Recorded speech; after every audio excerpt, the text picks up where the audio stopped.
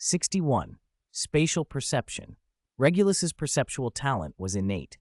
In a brief instant, the faint silver trails left by the flow of 21, the ripple-like folds produced when space was forcibly distorted, and the shimmering 21 sparks at the edges of pried-open cracks, all the things that were usually invisible, appeared one by one. He knew his perception had sharpened. At first, he could only sense the existence of 21. Later, he could perceive the emotions and states of plants. Now, he could even catch faint outlines of spatial changes. It was still blurry, only the general shape and direction of movement, but it had manifested nonetheless. That could mean many things. He might control his 21 more precisely when casting, detect the trajectory of incoming spells earlier, and gain a deeper understanding of what one actually changed and how. "I'll try again," Regulus said. Orion stepped back toward the door, arms folded across his chest in a go-ahead gesture. Regulus tried it a second time, then a third, a fourth.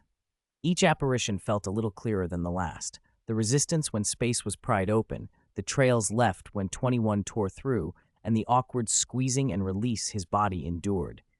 He began to adapt to the crude method of moving, adjusting his breathing the moment the squeezing started, so the whole process became marginally smoother. After the fifth apparition, Orion spoke. "That's enough for today. Problems happen if you keep practicing. Splinching is most likely when your mind can't hold out." Regulus stopped. He felt fine, his head was clear, and he wasn't tired, but he followed the advice and used the pause to digest what he had learned. Consecutive apparition is very taxing. Orion came to stand beside him and pressed a hand to his shoulder. "Don't exceed 10 times a day at first. Wait until you slowly adapt." Understood. Regulus turned the images over in his mind. Space was like an elastic membrane. Apparition was like forcing a hole in that membrane to crawl through. What if there was another way? Instead of punching a hole, what if the membrane were caused to sag on its own, forming a slide to glide across? Or further still, what if the membrane could actively deliver him from one point to another? Orion reactivated the anti-apparition jinx in the 9. This time, Regulus could feel the changes in his surroundings with stark clarity. An invisible wall had closed. He called to Orion, who was about to leave. "I'll try again." Orion raised an eyebrow and nodded. The anti-apparition jinx had been reapplied. Apparition would not succeed, so there was no risk. Regulus raised his wand and aimed at the stone platform. Apparition! Magic surged and the familiar squeezing sensation came, but nothing followed. Space did not open. The invisible wall held fast, as solid as rock. He felt as if he were pushing against a stone slab with all his strength, but it would not budge. The 21 recoiled, traveling back through the wand into his arm.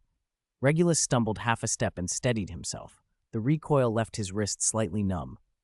But he saw it clearly. The anti-apparition jinx was like a dense net woven of 21, tightly covering the whole space. Apparition required tearing through that net, but its strength and toughness were beyond his current power. Then a question occurred to him. How did house elves do it?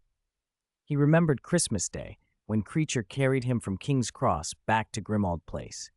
There had been no squeezing, no tearing, no suffocating feeling of being stuffed through a tube. It had felt as if space itself had made a path, and they simply walked through. "Father," Regulus turned to Orion and put away his wand. "A house elf spatial 21 isn't the same as apparition, is it?" Orion was taken aback. He had never considered it. He frowned, thought for a few seconds, then spoke hesitantly. "Elven 21 is indeed quite different.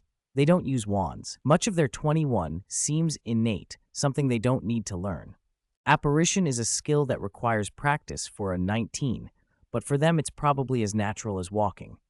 They can pass through the anti-apparition jinx," Regulus said. Orion nodded slowly. "Yes. Why?" Regulus pressed. Orion fell silent for even longer this time. He walked to the wall of the 9, ran his fingers over the runes carved into the stone, and finally shook his head. "No knight has ever studied this. Most 19ents don't pay much attention to Elven 21.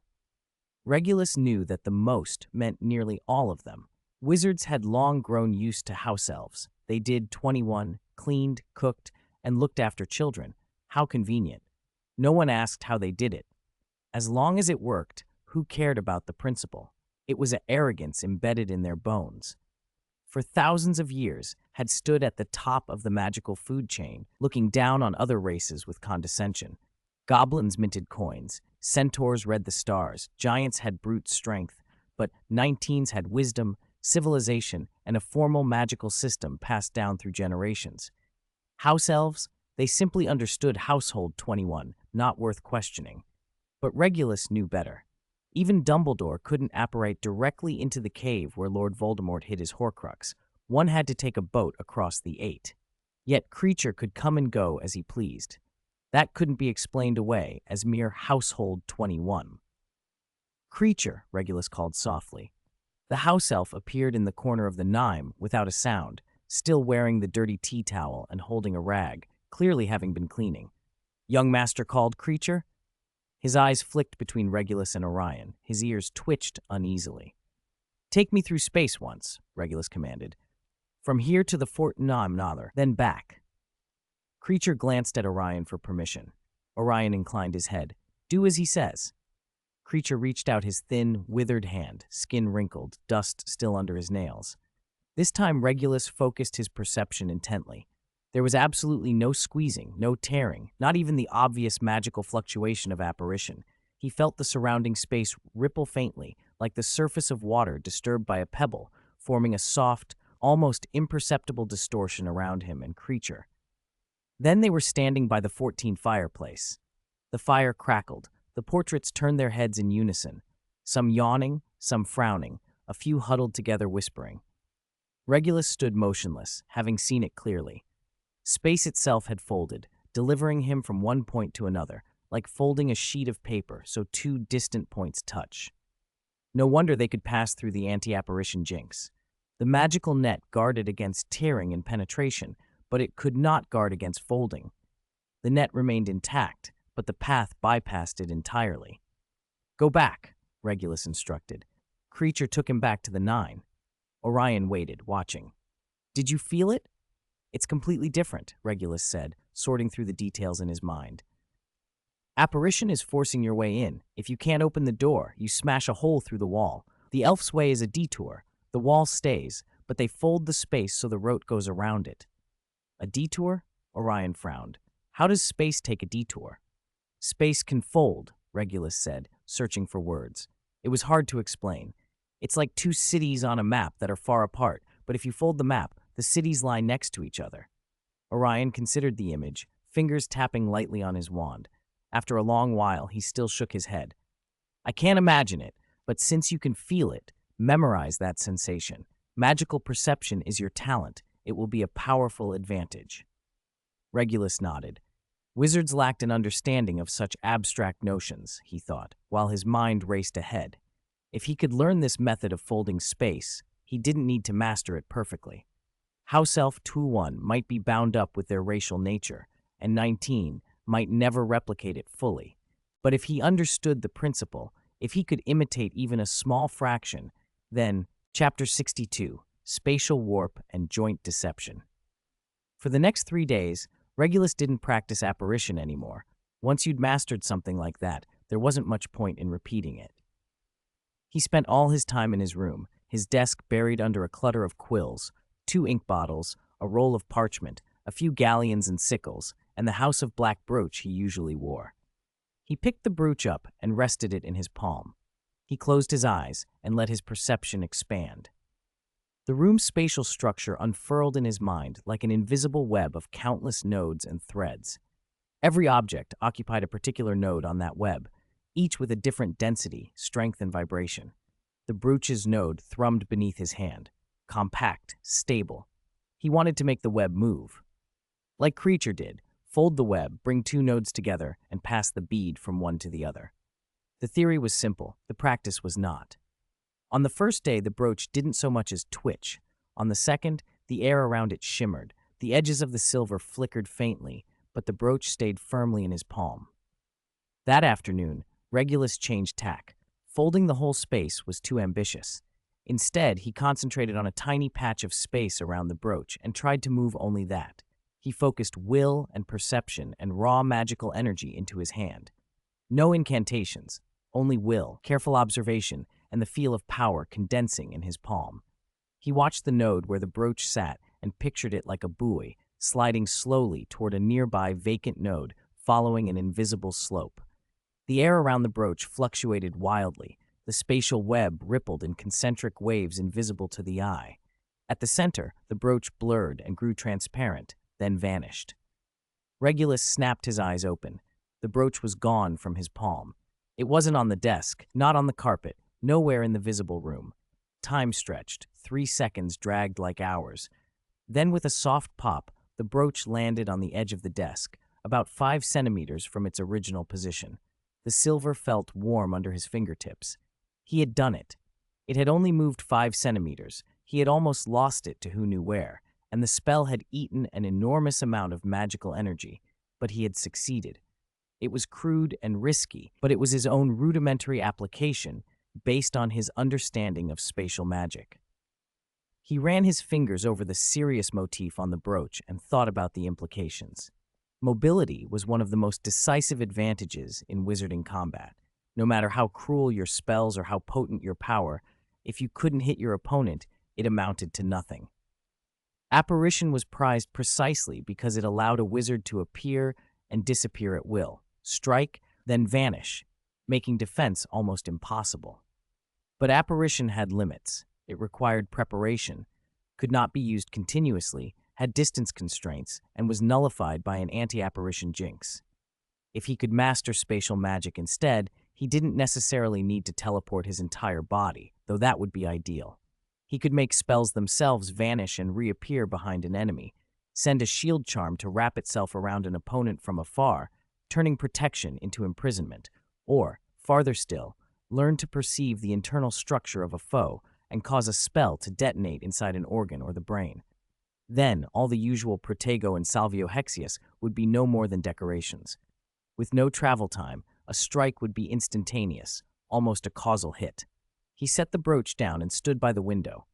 Outside, the sky had already gone dark. Snow began to fall again, each flake sliding down the glass and melting into tiny beads of water. London's lights bled into hazy puddles behind the veil of snow. It was impossible to tell Muggle from wizarding illumination. The ideas were exciting, but premature. They were castles built on sand. His grasp of spatial magic was only beginning, his nature magic barely at the threshold, and his transfiguration still at a foundation level. Each path would take time and energy to develop. Still, he had a direction, a path nobody else had walked, carved from his own understanding of the essence of magic.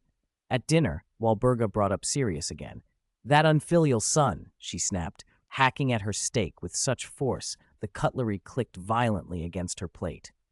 Not coming home for Christmas, not even writing a single letter. What kind of bewitching potions did the Potters feed him to make him abandon his own surname? Orion bowed his head and ate his roast potatoes in silence. Regulus quietly cut his lamb chops into neat pieces and ate them one by one. Both understood Walburga didn't truly want a conversation. She wanted to vent. If someone took the bait, she would rant for half an hour. If ignored, she would eventually tire herself out. Her anger flared fast and burned out just as quickly. Regulus thought this was only the beginning. If Sirius stayed away next year, she would moan for 3 days. If he never came back and moved into the Potter's house, she would have the same set of lines to declaim each Christmas. Unfilial son, traitor, undeserving of the name. A rehearsed performance. After about 10 minutes, Walburga set down her knife and fork, lifted her glass, and took a long swallow of red wine. Her face still showed traces of agitation, her cheeks flushed. Then she turned to Regulus. "By the way," her tone softened into a forced casualness, as if she had only just remembered a trifle. "Several people have been praising you lately. Mrs. Malfoy, Mrs. Knott, Mrs. Yaxley. They all hint that you're bound for greatness." There was not just curiosity in her eyes, but that familiar, publicly performative pride. Regulus had seen that look all his life. He couldn't tell her the whole truth. She didn't analyze things like Orion or keep secrets cautiously. If Walburga knew something, every lady at tea would know by tomorrow. But he couldn't say nothing either. She needed concrete facts to boast about. If he gave her nothing, she would pester him until she invented gossip far worse than the truth. Orion caught his son's glance, set his wine down, and spoke in a steady, measured tone as if delivering a report to the Wizengamot. Regulus does have certain talents, he said. He has already mastered most of the first-year curriculum at Hogwarts and is self-studying material for higher years. Walburga's eyes lit up. For example, apparition, Orion said. I took him to practice a couple of days ago, and he succeeded on his first attempt. Really? Her voice rose. Pleasant surprise spread across her face. He's only 11. Yes. Orion nodded and continued. In potions, Professor Slughorn rates him above a 5th year. In Transfiguration, Professor McGonagall tutors him personally and has even lent him her own research notes. In Charms, Professor Flitwick often gives him extra marks, says his standards are far beyond his peers. With each item, Walburga's smile widened and the light in her eyes brightened. By the time Orion finished, she seemed almost to glow with pride. I knew it, she cried, triumphant. My Regulus has been extraordinary since he was little. What are those other ladies' sons? One is good at Quidditch, another can brew a decent potion, but our Regulus excels at everything. 63. They are all my properties.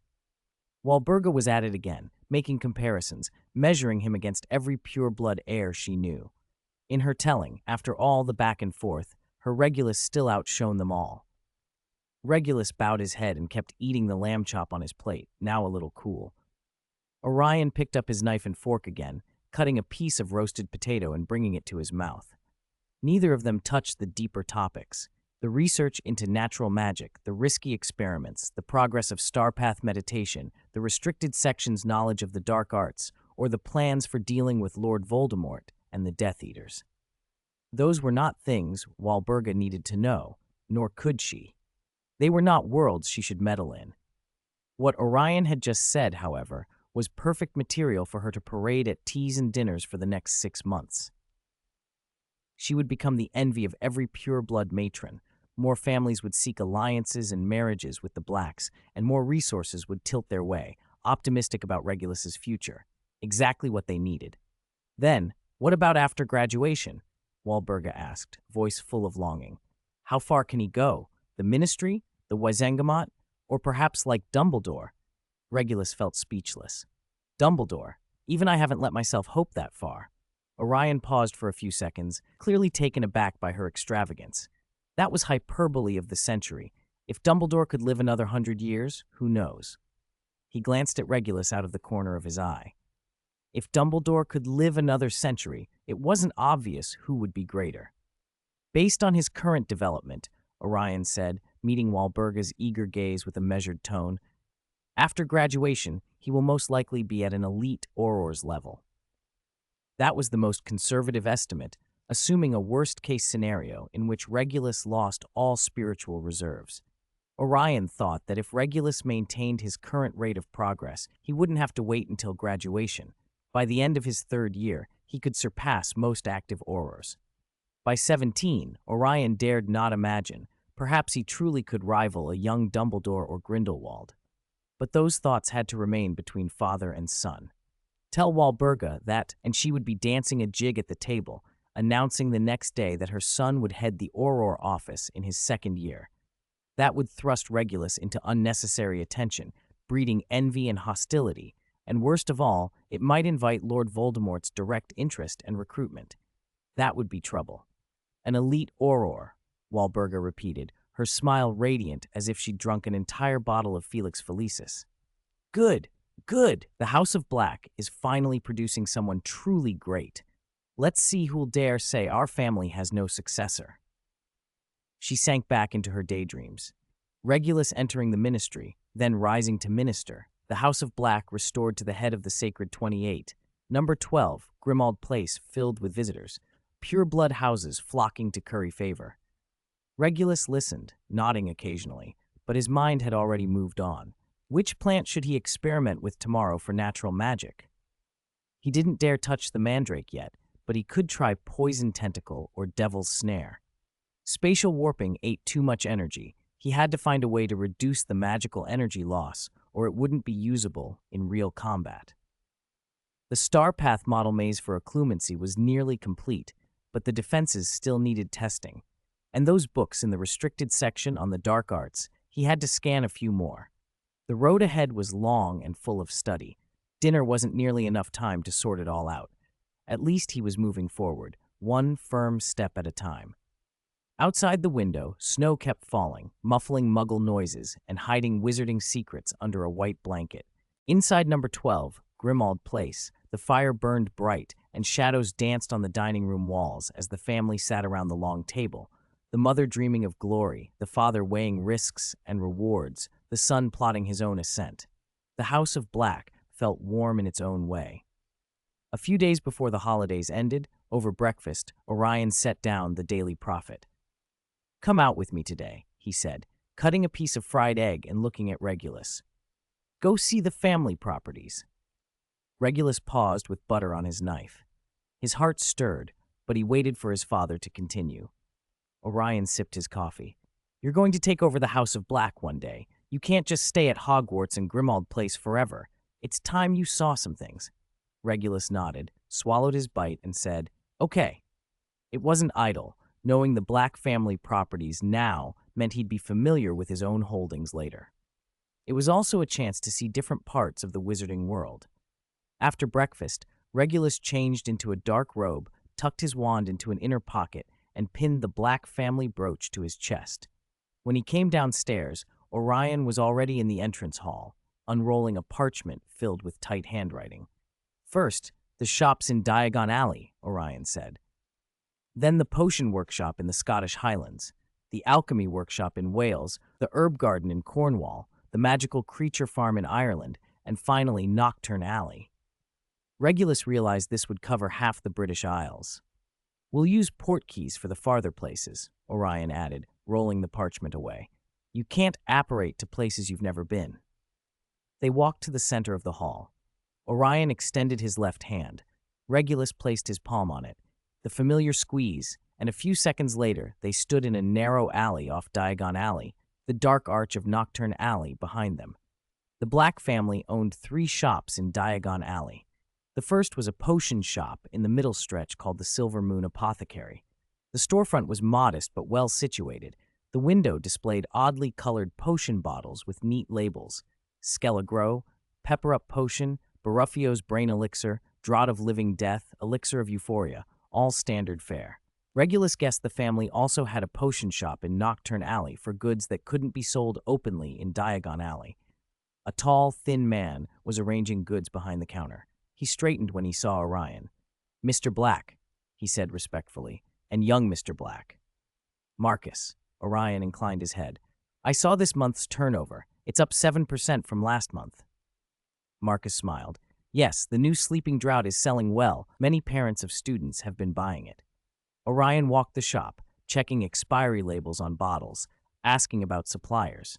Marcus answered clearly and precisely, evidently well-versed in the business. Regulus followed, observing the layout, stock, and the steady trickle of customers. The shop was small but well-stocked, from basic potions like Cure for Boils to expensive bottles of Felix Felicis. Labels were neat and the glass wiped clean. Marcus's grandfather worked in the Black family shops, Orion explained when they stepped outside. His father ran the herb garden in Wales, and now it's him. There are many like that. The second shop was an alchemy supplies store in the north end of Diagon Alley, its sign a crossed cauldron and wand. It sold a variety of equipment: automatic stirrers, potion racks that maintained precise temperatures, timing hourglasses, and wand accessories that could amplify spells. The proprietor was a short, plump woman with her hair done to perfection. Her face brightened when she saw Orion. "Orion, you've finally come," she called in a loud voice.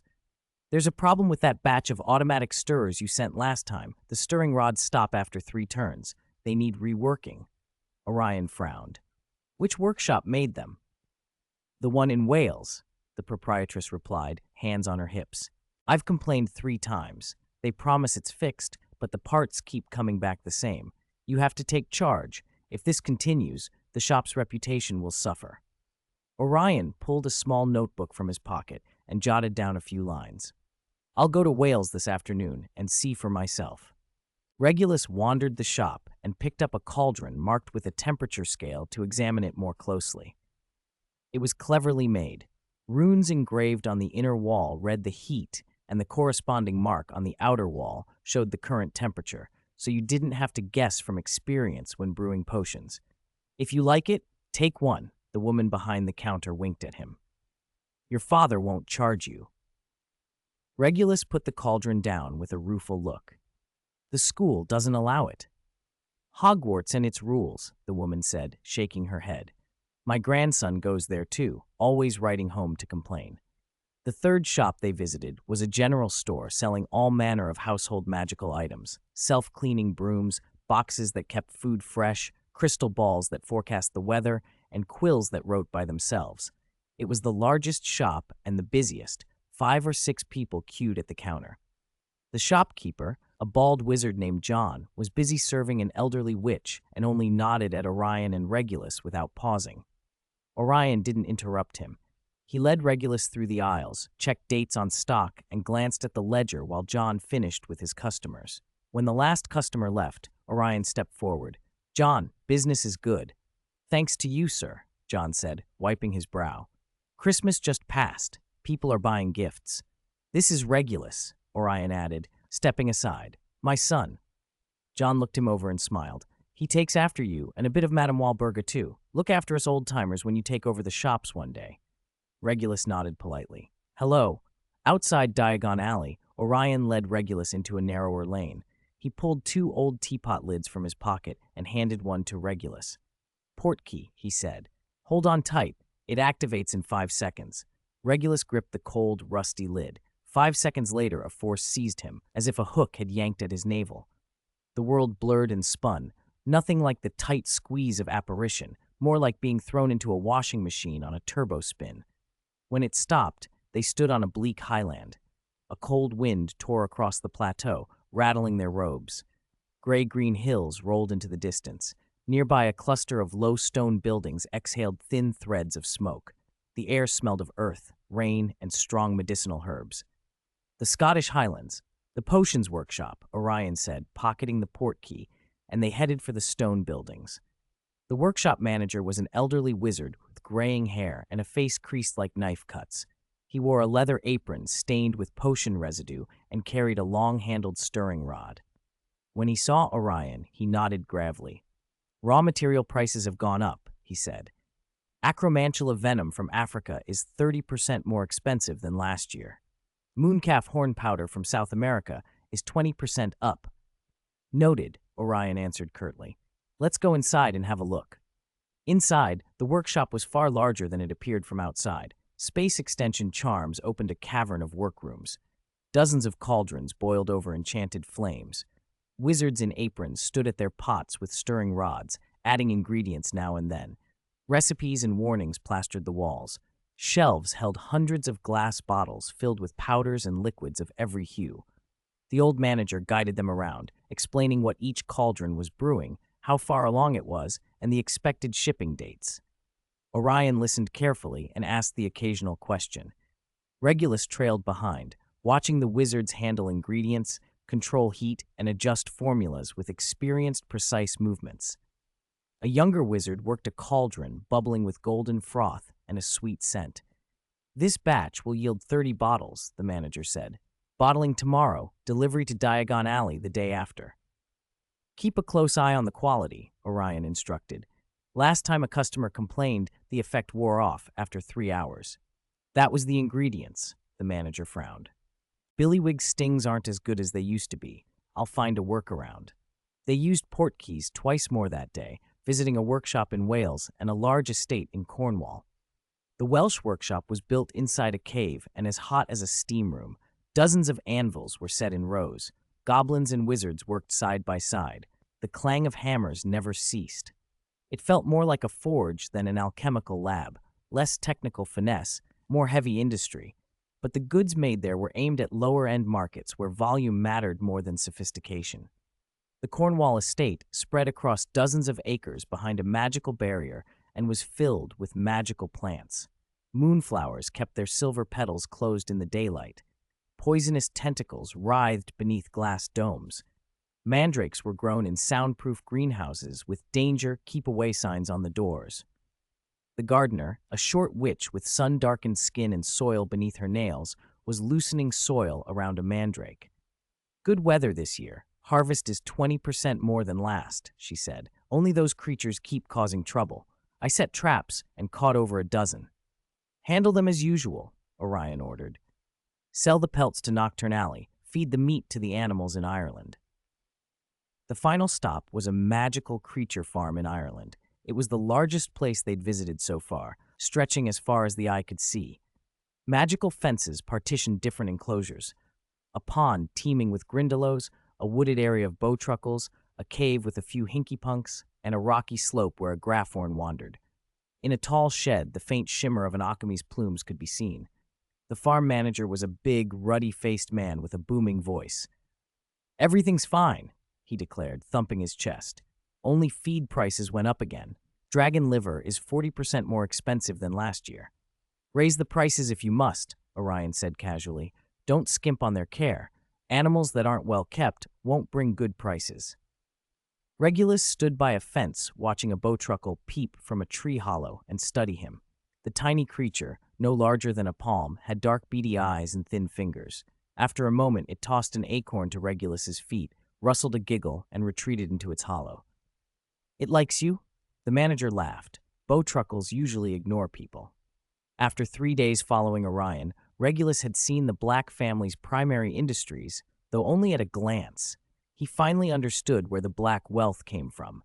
From Highlands potions and alchemical workshops to Welsh forges, Cornish plantations, and Irish creature farms, the family owned land, workshops, plantations, and farms across Britain. And that was only the beginning. What about other places? Regulus asked one night at an inn in Ireland. "There's a vineyard in France that makes magical wine," Orion said, seated by the hearth with a ledger in his lap. "A mine in Germany for rare metals, an estate in India, an outpost in North Africa. But you're starting school soon. We'll visit those later." Sitting on the opposite bed, Regulus absorbed it all. He had known the Blacks were wealthy, but not the scale or how the money was made. Potions, alchemy, herb cultivation, magical creatures. The Black family participated in every essential industry of the wizarding world. They didn't control everything, but their share was substantial, and they had done it for centuries, integrating the whole supply chain, from raw cultivation and breeding to processing, production, sales, and retail. The Black family held a complete industrial network. What surprised him most, though, were the people. Managers, craftsmen, gardeners, keepers. Many did not bear the Black name, but were bound to the family in complex ways. Some had served the Blacks for generations. Some were distant branches of the family. Others were small families dependent on Black patronage. It formed a vast, self-contained ecosystem. The Blacks sat at the very top. Below them lay tier upon tier of industries and dependents, like a great tree. The trunk was the Black name, the branches and leaves the industries, the roots the countless people whose livelihoods depended on them. That, Regulus realized, was the true value of an ancient pure-blood noble family. Regulus began to understand the weight of that ancient surname more clearly. It truly shaped people's lives. A thought flashed through his mind. Had I been too stingy before? At Hogwarts, he had spent little. Books and supplies were necessities, but the Black family's wealth was vast, practically inexhaustible. Even throwing away 100 galleons a day wouldn't make a dent in 10 years. How could Muggle-borns and half-bloods compare? The same went for some families in the wizarding world. They had to pinch and save just to buy a decent wand, while the Black family controlled entire industries across the magical world. This gap wasn't something talent alone could bridge. It was a structural advantage built up over centuries. Then another question occurred to him. Who really benefited from those assets in the original timeline? No matter how spendthrift Sirius had been, could he have squandered entire industries? How much was Number 12, Grimmauld Place, worth compared to holdings spread across the British Isles?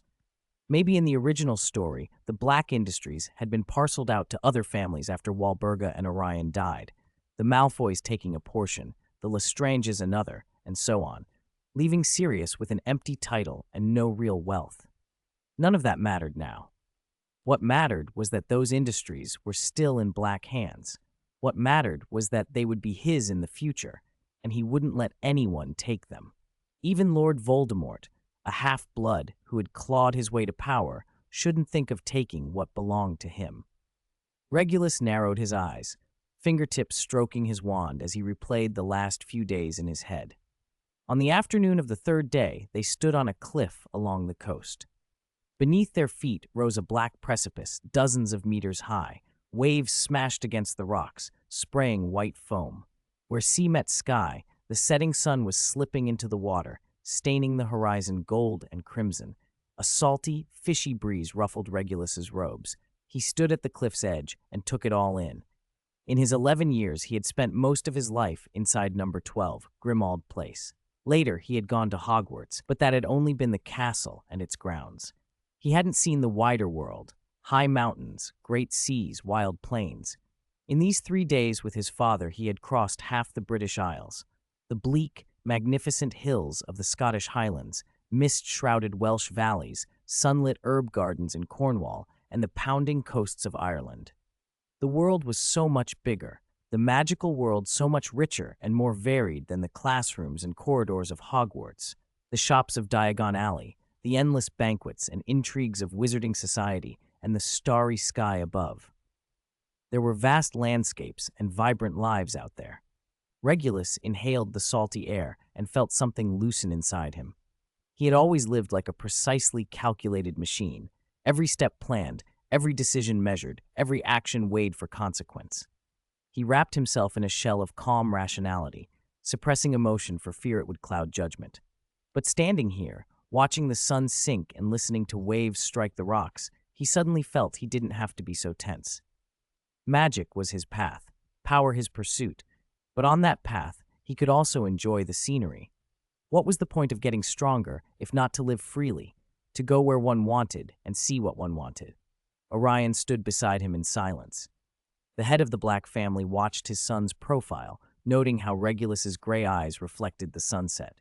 The expression was different from the usual steady, preternaturally calm boy. This was curiosity, pure, youthful focus, and Orion felt a father's relief. He had always worried his son's demeanor was too serious. Since childhood, Regulus had been quiet and composed, the little adult every parent in their world would be proud of. As a father, though, Orion wanted Regulus to feel life's simple joys, to be curious and longing for the world like a real child. Now, he finally saw a glimmer of that.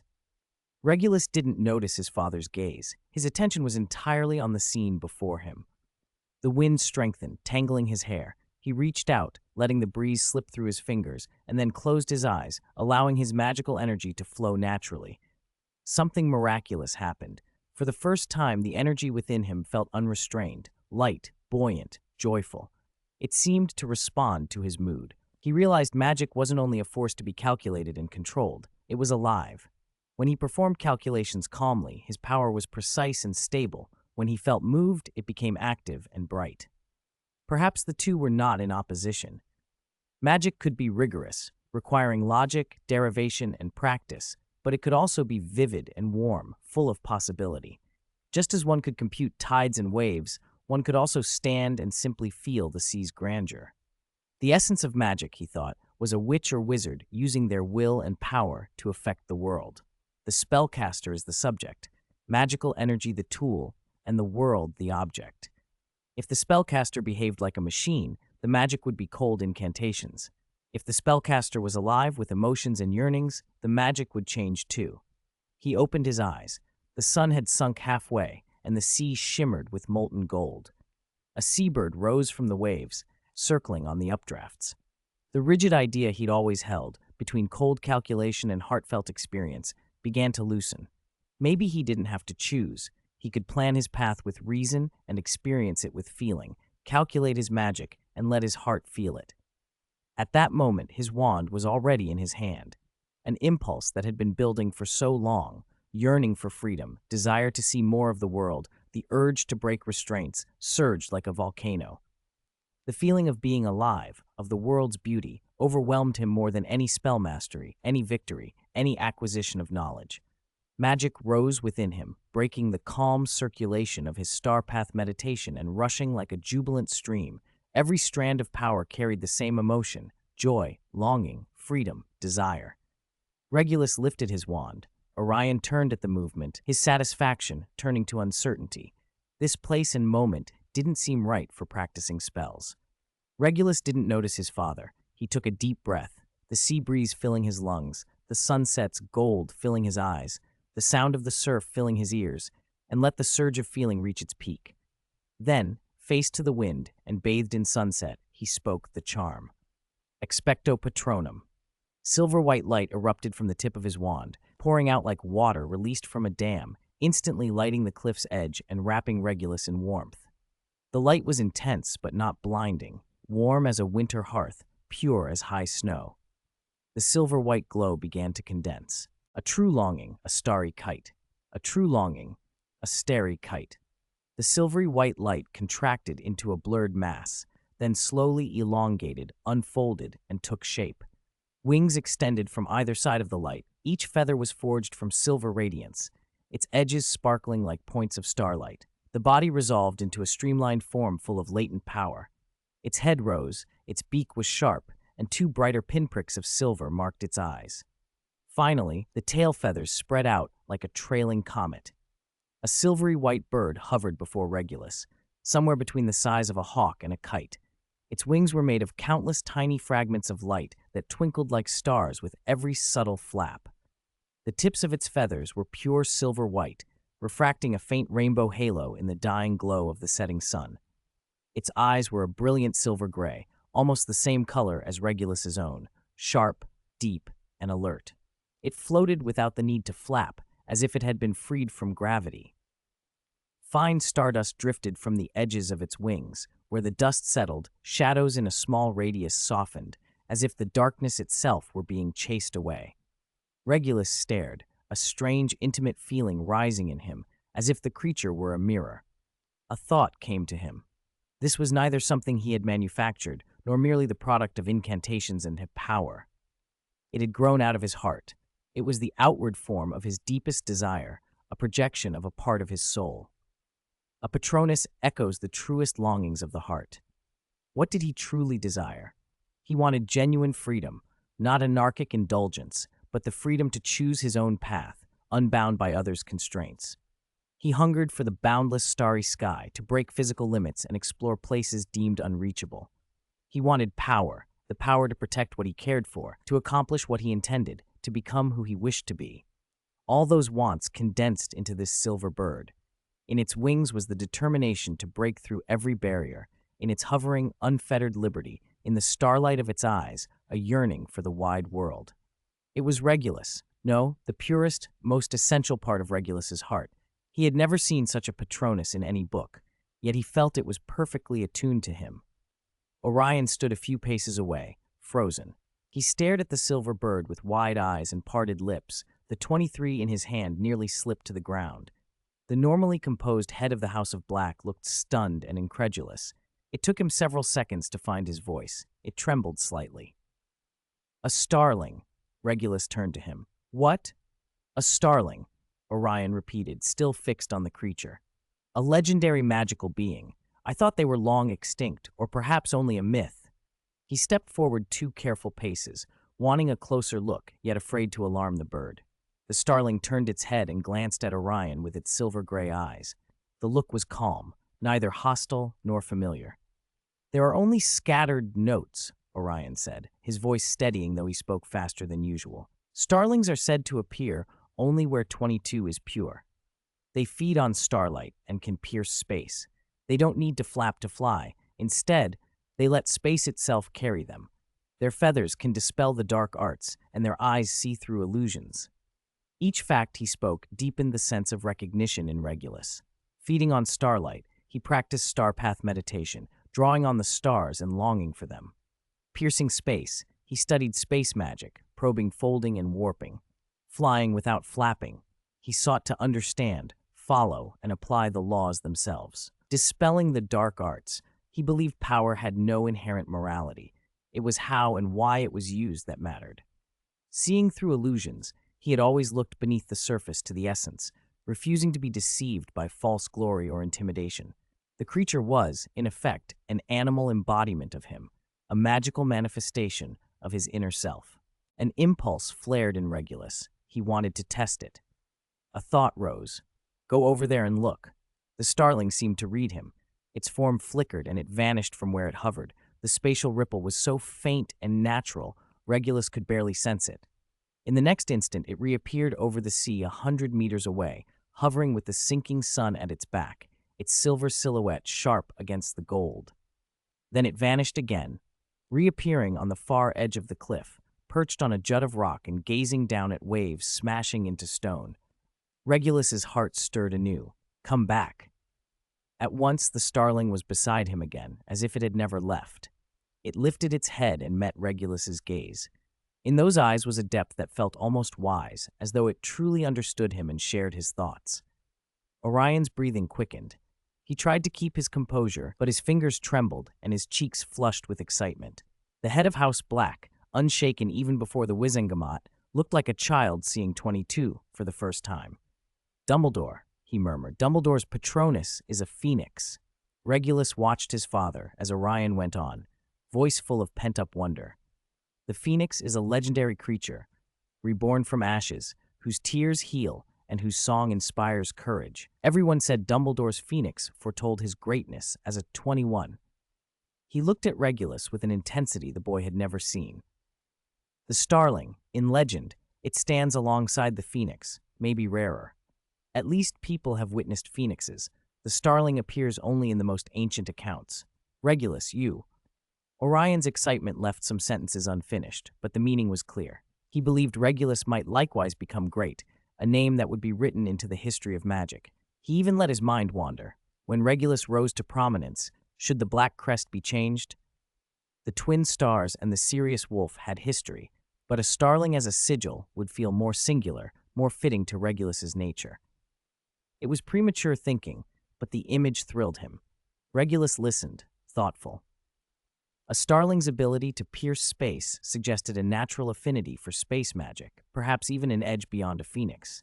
But he had only just produced a corporeal Patronus. He could keep it and converse at a basic level, and that was all. There were many advanced uses: messenger work, repelling dementors, scouting, battlefield assistance, all of which required practice. With the starling's spatial gifts, even more specialized techniques might be possible. Sending it through barriers for reconnaissance, appearing unexpectedly behind an enemy. Maybe he could learn from Dumbledore about Patronus applications, the Phoenix's unique traits.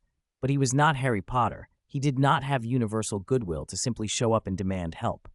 This wouldn't be like consulting a 19. He would need the right opportunity. Orion drew several deep breaths to steady himself. Excitement was one thing, prudence another. He stepped up beside Regulus, looked at the hovering starling, and whispered, "Keep this Patronus hidden for a few years."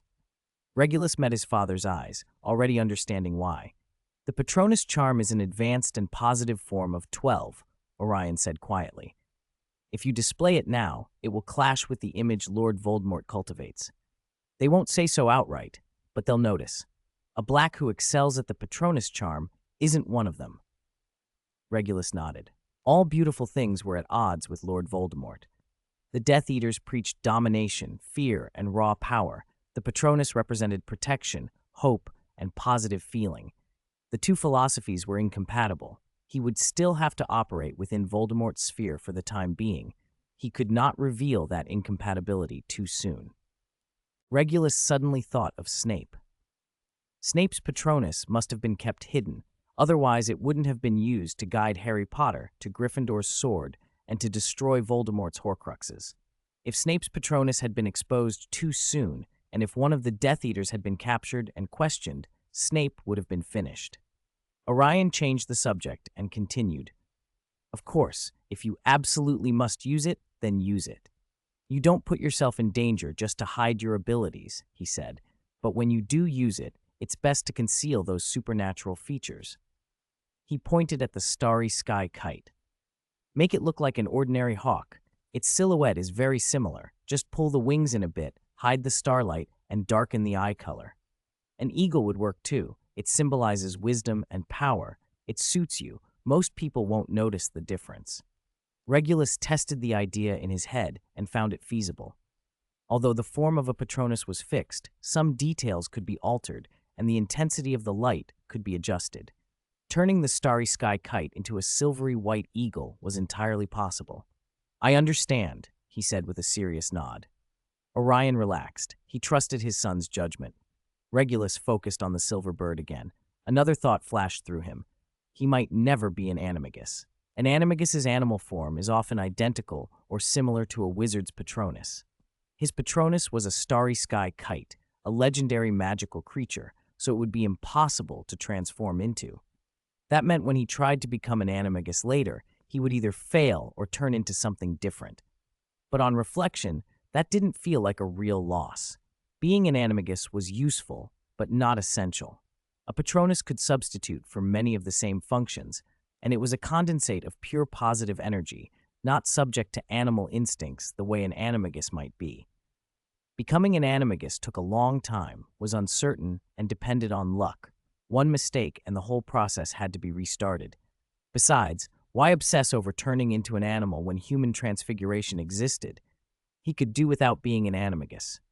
Regulus gave his wand a light flick.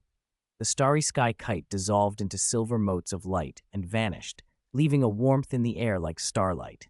He remembered the sensations from the day, standing on the cliff, watching the sunset, the joy of his magic flowing freely with his emotions, the resonance deep in his soul when he summoned his Patronus. These feelings wouldn't change his path. He would still plan rationally, calculate carefully, and pursue power. But something had shifted. Magic was not merely a tool. It was part of his life. The world was worth appreciating, and he was a living person capable of feeling, of longing, of taking joy in beauty. That was good.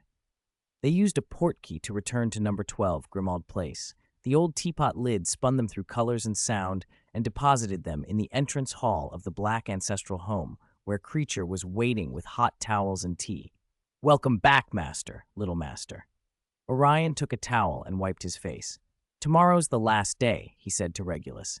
"We're going to Nocturne Alley to collect debts. Get plenty of rest tonight."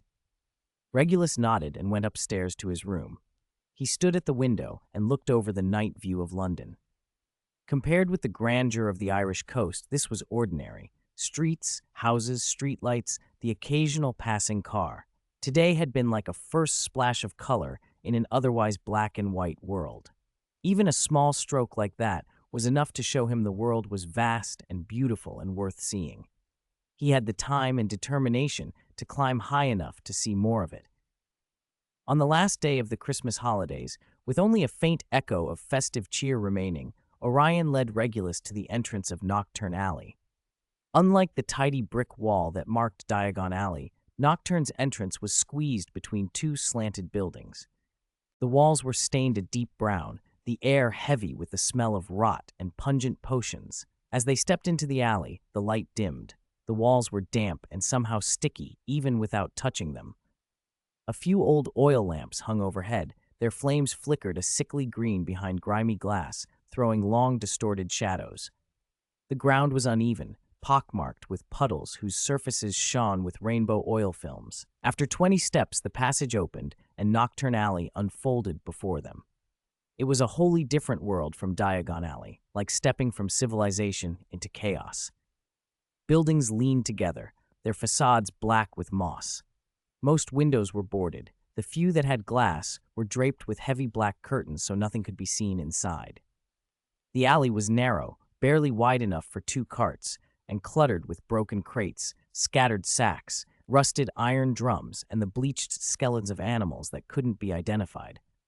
Pedestrians were few, hooded figures wrapped in dark cloaks, moving fast and keeping close to the walls to avoid eye contact.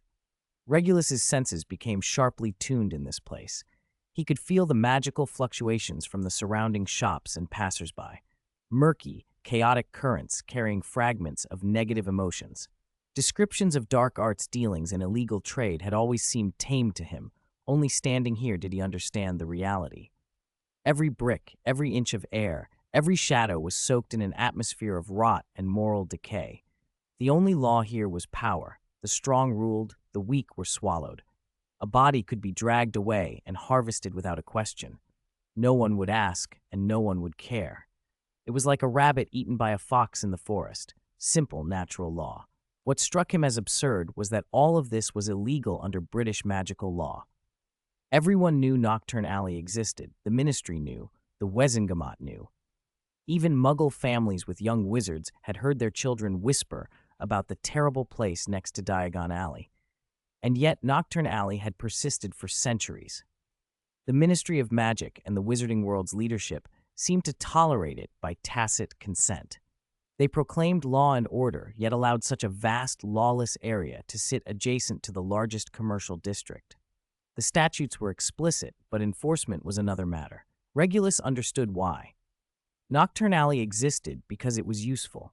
Pure-blood families needed somewhere to conduct unsavory business. Dark wizards needed a place to buy banned supplies and gather intelligence. The Ministry needed a location to corral people and things that were difficult to control. Out of sight, out of mind. Britain had its own peculiar national conditions, but none of that changed the fact that as an heir of the House of Black, Regulus would sometimes have to use this place. Everyone did. Light and darkness were never neatly separated. They fed and shaped each other. Nocturne Alley was the shadow of Diagon Alley. Without a shadow, light would mean nothing. If it existed, there was a reason for it. Orion stopped, turned to Regulus, and spoke in a low voice. "In here, only look with your eyes. Don't speak, and certainly don't touch anything. Everything you see might be cursed. Every patch of ground you walk on could be laced with traps. Every person you meet could be hiding malice." He added in a calm tone, "Nocturne Alley is the reverse side of order. There is only one rule here: survive. Everything else is irrelevant." Regulus nodded. The first shop had no sign. Only a string of dried bats hung across the doorframe. Their ruby eyes glinted like dripping orbs in the dim light. Inside was darker still. Shelves dissolved into shadow. Bottles and jars were only vague silhouettes. Behind the counter stood a wizard as thin as a skeleton. Sunken eyes, skin the color of parchment, long bird-like fingers. He saw Orion and grinned, revealing yellow-black teeth. "Mr. Black," he rasped, his voice like sandpaper on wood. "This month's goods, same as always." He drew a black leather case from under the counter and eased it open. Regulus glimpsed rows of glass jars, each holding an organ preserved in liquid, eyes, hearts, fingers, and one jar containing an entire curled embryo, translucent skin veined with visible vessels. Orion did not touch the case. He handed over a cloth bag heavy with galleons. The wizard weighed it, nodded, and closed the case. "Tell me in advance next time," he said as he covered it back. "Supply's been tight. The werewolves are making a mess, and the Ministry's been prying." "Understood," Orion replied curtly, and they moved on. The second shop specialized in darker things. In the window lay a bone-carved rod whose shaft was inscribed with countless curse runes, a mirror that reflected a person's deepest fears with a frame pieced together from infant skulls, and a set of ritual knives stained with old, dried blood and handles inlaid with shards of painful memories. The shopkeeper was a witch in black robes who wore a white mask with only 2 eye holes, behind which 2 ghostly flames seemed to burn. She acknowledged Orion with a black-gloved hand and pointed to a pile of goods under a black cloth in the corner. He lifted the edge, inspected, nodded, and passed over another sack of galleons. The third shop was the most secluded, at the end of a dead-end alley. No sign marked its door, only a twisted symbol had been scrawled on the wall in blood. Orion stopped, traced the pattern in the air with a bone-carved wand, and the door eased open without a sound. Inside, chains and shackles covered the walls. A half-human, half-beast creature curled in the corner, growling when they entered, its movements restricted by heavy links. An old wizard emerged from an inner room holding a thick ledger. "Mr. Black, the accounts for this month," the old man croaked. "There was trouble with the smuggling chain. 2 shipments were intercepted by aurors. Losses must be accounted for." Orion took the ledger, flipped through it, and frowned. "Why were they intercepted?" "Someone on the inside tipped them off," the old wizard spat. "It's been handled, but the goods are gone." "Don't let it happen again," Orion said as he made a mark in the ledger. "If there's another incident, you'll cover the losses yourselves."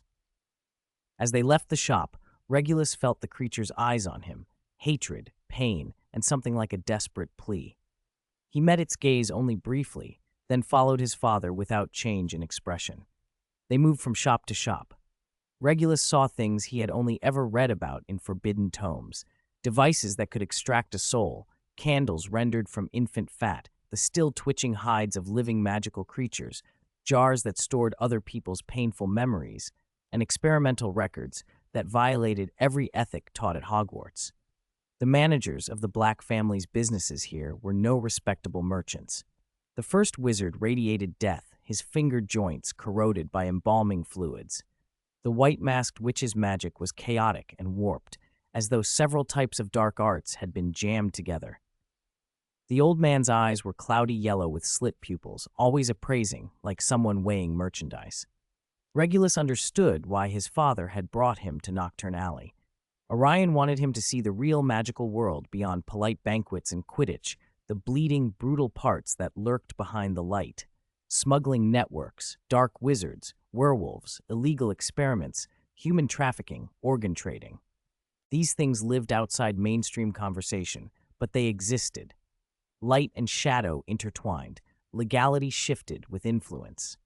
Diagon Alley might sell illicit goods. A Nocturne Alley dark wizard might even have ministry protection. The principle was the same as in the Muggle world. Where there is demand, there is supply. Where there is a ban, there is a black market. Where there are laws, there are loopholes. He watched with the calm scrutiny of someone studying an unfamiliar ecosystem rather than the shocked horror of an innocent. There was no moral outrage, no trembling. He took everything in. Orion had been watching him. From the moment they stepped into the alley, he'd watched his son's face. Seeing the jars of organs, the bone artifacts, the chained half-beast, Regulus had shown no disgust, no fear, only observation. Relief flooded Orion, and with it a more complicated ache. He wanted a resilient, unflinching air. In Nocturne Alley, a weakness could be fatal. Regulus's composure was perfect, calm, rational, focused, the very image of a Black family successor. But Orion mourned a little for the child who should still believe in simple, bright things. He remembered Regulus's Patronus the day before, a starry kite, a symbol of freedom and hope. That bright image fit awkwardly with the boy who could walk past jars of organs without blinking. Light and darkness walked together within him. Orion didn't know if that was a blessing or a curse. He only knew that Regulus would be special, very, very special, perhaps surpassing every ancestor. Excellent no longer felt like adequate praise. They left the seventh shop, and Regulus sensed something shift in the air. The alley itself had not changed, still dim, still littered and sparse with foot traffic, but now other gazes brushed past them, hostile and deliberate. They came from different angles, sweeping over Regulus and his father. He did not turn his head. He kept his pace, half a step behind Orion, and let his magic fan outward like a net. It immediately picked out several concealed presences. 10 meters ahead to the left, behind a pile of discarded crates, two faint, muddled magical signatures hid under a poor disillusionment charm. He could still see their outlines ripple against the dim light, the dust disturbed where their footsteps had been. At the far end of the alley, in the shadow of a crooked doorway, stood two others. One radiated wild, unstable magic, a beastly ferocity that suggested a werewolf on the verge of changing. The other's aura was colder, sharper. 4 in all, 2 close enough to track them, 2 positioned farther back to provide support, a textbook ambush. 69, practical application of an overturned alley. Regulus slipped up beside Orion and murmured, "Someone's following us. 4 of them. 2 are under disillusionment charms over to the front left, and 2 are at the alley entrance. One of them might be a werewolf." Orion didn't pause or turn. He merely gave a brief nod. He had noticed long ago. From the moment they had stepped into this side alley, those glances had clung to them like flies. With decades of experience in the wizarding world, he found this attempt at tailing almost laughable, blatant, full of holes, failing even the most basic concealment. Low-level trash, he judged inwardly. Most likely the kind of bottom feeders who drifted through Nocturne Alley. Dark wizards who couldn't get proper work or decent supplies, squatting in back alleys, hoping to run into an easy mark. They probably had no idea who he was. Anyone with a scrap of sense who saw the House of Black crest on his robes or recognized his face from the Wisengamot pages of the Daily Prophet would know better than to try anything. But in this case, ignorance worked in their favor. They finished at the last stall, an underground clinic peddling smuggled magical creature organs. The shopkeeper, once a healer at St. Mungo's dismissed for illegal experiments, walked them to the door and lowered his voice. There are a few people outside who don't look right. They've been following you 3 blocks. Want me to deal with them? He toyed with a small knife as he spoke. The blade was as thin as a cicada's wing and shimmered with a blue tint under the dim light, clearly laced with poison. Orion shook his head. No need. He looked to Regulus. You handle it. Regulus met his father's eyes and waited for instructions. This is a rare chance for real combat, Orion said flatly, as if assigning a chore. This kind of visible, bottom-tier garbage doesn't show up often. Even here in Nocturne Alley, anyone with half a brain would recognize the head of the Black family. Since they don't, it's the perfect opportunity for you to practice.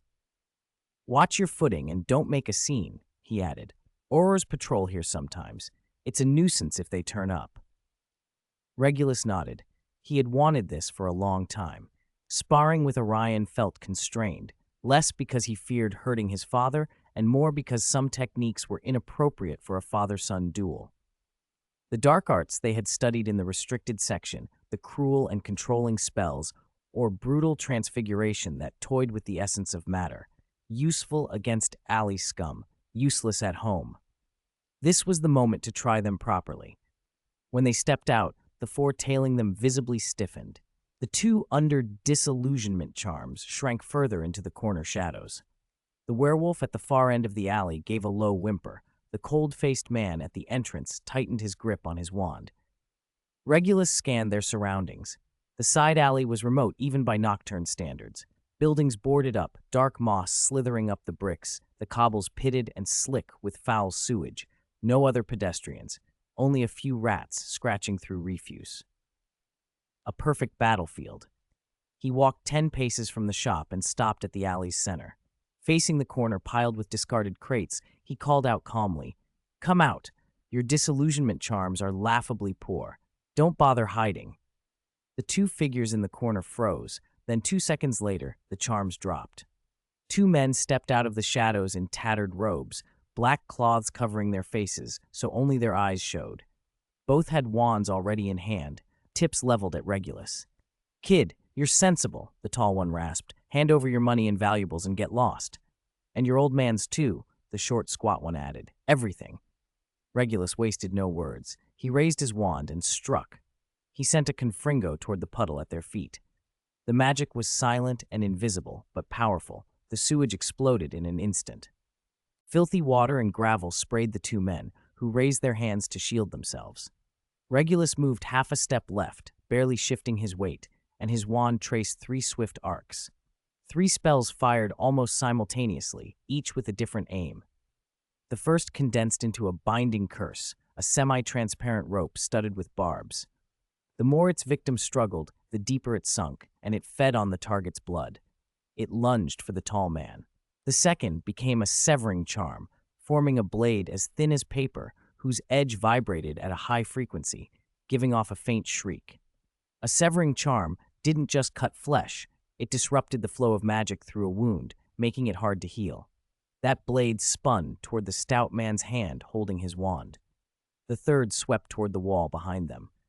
When the spell struck the stone, ripples like water flowed across the surface, and the wall melted into a smooth mirror, reflecting the 2 men's backs. The tall man dodged the lunging rope only to crash into that newly mirrored wall. The moment he touched it, the surface sucked him in, wrapping him in reflective silence. Struggling made only ripples. He could not break free. The binding rope coiled about his left leg, barbs digging in and drinking his blood. The tall man howled and fumbled to cut the rope with his wand. The stout man's fate was worse. The severing charm was impossibly fast. He barely raised his wand. His protego was half-formed when the blade sliced through his right wrist. There was only a hairline cut, but immediately his right hand went limp. His wand slipped free, clattering to the cobbles, and fine beads of blood welled along the slit. "My hand!" he screamed, clutching his wrist, terror stripping his voice raw. At the alley entrance, the werewolf and the cold-faced man saw their companions neutralized and rushed in. The werewolf ran on all fours with alarming speed, the whimper in his throat turning into a low, bestial growl. He had not been able to fully transform. His teeth were sharpening, his nails lengthening and blackening, and his eyes flashed blood red. The cold-faced man circled, his wand arm weaving complicated incantations. Over a dozen black ice shards condensed around him, tips gleaming with menace. With a swing of his wand, they fired like thrown knives. Regulus barely glanced at them. He flicked his left hand at his side, and an invisible barrier unfolded. The black ice darts struck it and were deflected, skittering past him to slam into the wall behind, shattering into a spray of glittering black flakes. He brought his wand up to the charging werewolf. Targeting the air the beast was breathing, he invoked a transfiguration. When the werewolf was still 10 meters out, the tip of Regulus's wand glowed a faint silver. The werewolf opened his mouth for a great inhalation, his lungs expanding, ready to flood his blood with oxygen, but the air went traitless. The breath he took produced no reaction with his lungs. Oxygen failed to reach him. His eyes widened and went bloodshot, his running slowed and his limbs went slack.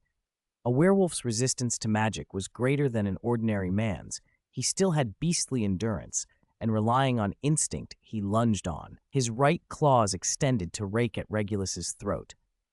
Regulus did not flinch. He made a slashing motion with his left hand. Clang! The sound of metal rang out, and a patch of silvery light snapped into being in front of him. It struck the werewolf's right paw like the edge of a blade.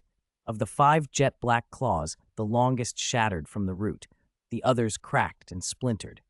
The tips flew off, drawing black lines in the air before clinking onto the pavement. The werewolf's paw jerked back, a sickening snap of bone audible from his wrist. He screamed, staggering as he pulled the ruined limb close. Thick, dark blood dripped from his fingers, each drop opening tiny obscene blossoms on the bluestone. Pain and the earlier lack of oxygen overwhelmed him. He collapsed to his knees, hands on the ground, lungs heaving. He opened his mouth to breathe, but the air remained useless.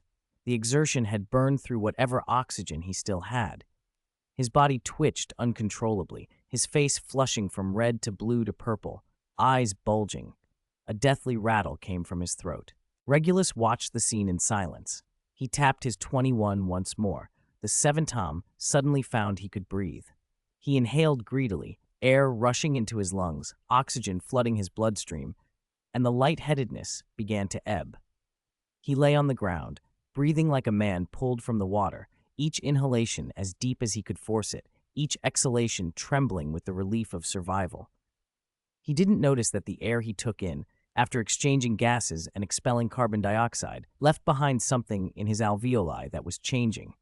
The waste condensed from gas to solid, from invisible to tangible. Tiny crystalline structures formed, each with razor edges and a hardness close to quartz, the same debris Regulus had turned up from the ground earlier, only far finer and sharper. On the 10th breath, the first wave of stinging pain hit. The 17 began to cough violently, trying to expel the foreign bodies, but the crystals had already embedded in the alveolar walls. Every cough drove them deeper. He felt as though his lungs were packed with broken glass, each breath ragged and tearing. Regulus stopped maintaining the transfiguration. Fresh air returned to normal, but the crystals in the 17's lungs remained, and would remain indefinitely unless removed by 20 or surgery, neither of which a resident of Nocturne Alley could reasonably expect. He lay where he had collapsed, blood streaking the saliva he spat up. The pain curled him inward, hands clutching his chest, nails digging into skin. Regulus watched calmly, satisfied. This was the point of real combat, to prove a hypothesis. Seeing the 17 fall changed the expression of the 6. He waved his 2-1 and summoned a dozen or so spore from the shadows. They burst forth from the ground, their surfaces ringed with suckers full of fine teeth. The 4 lunged at Regulus from every direction, cutting off any route of escape and closing in with unnerving speed. Regulus stood his ground. He waved his left hand as if brushing away dust. Magic pooled beneath his skin and then bloomed outward.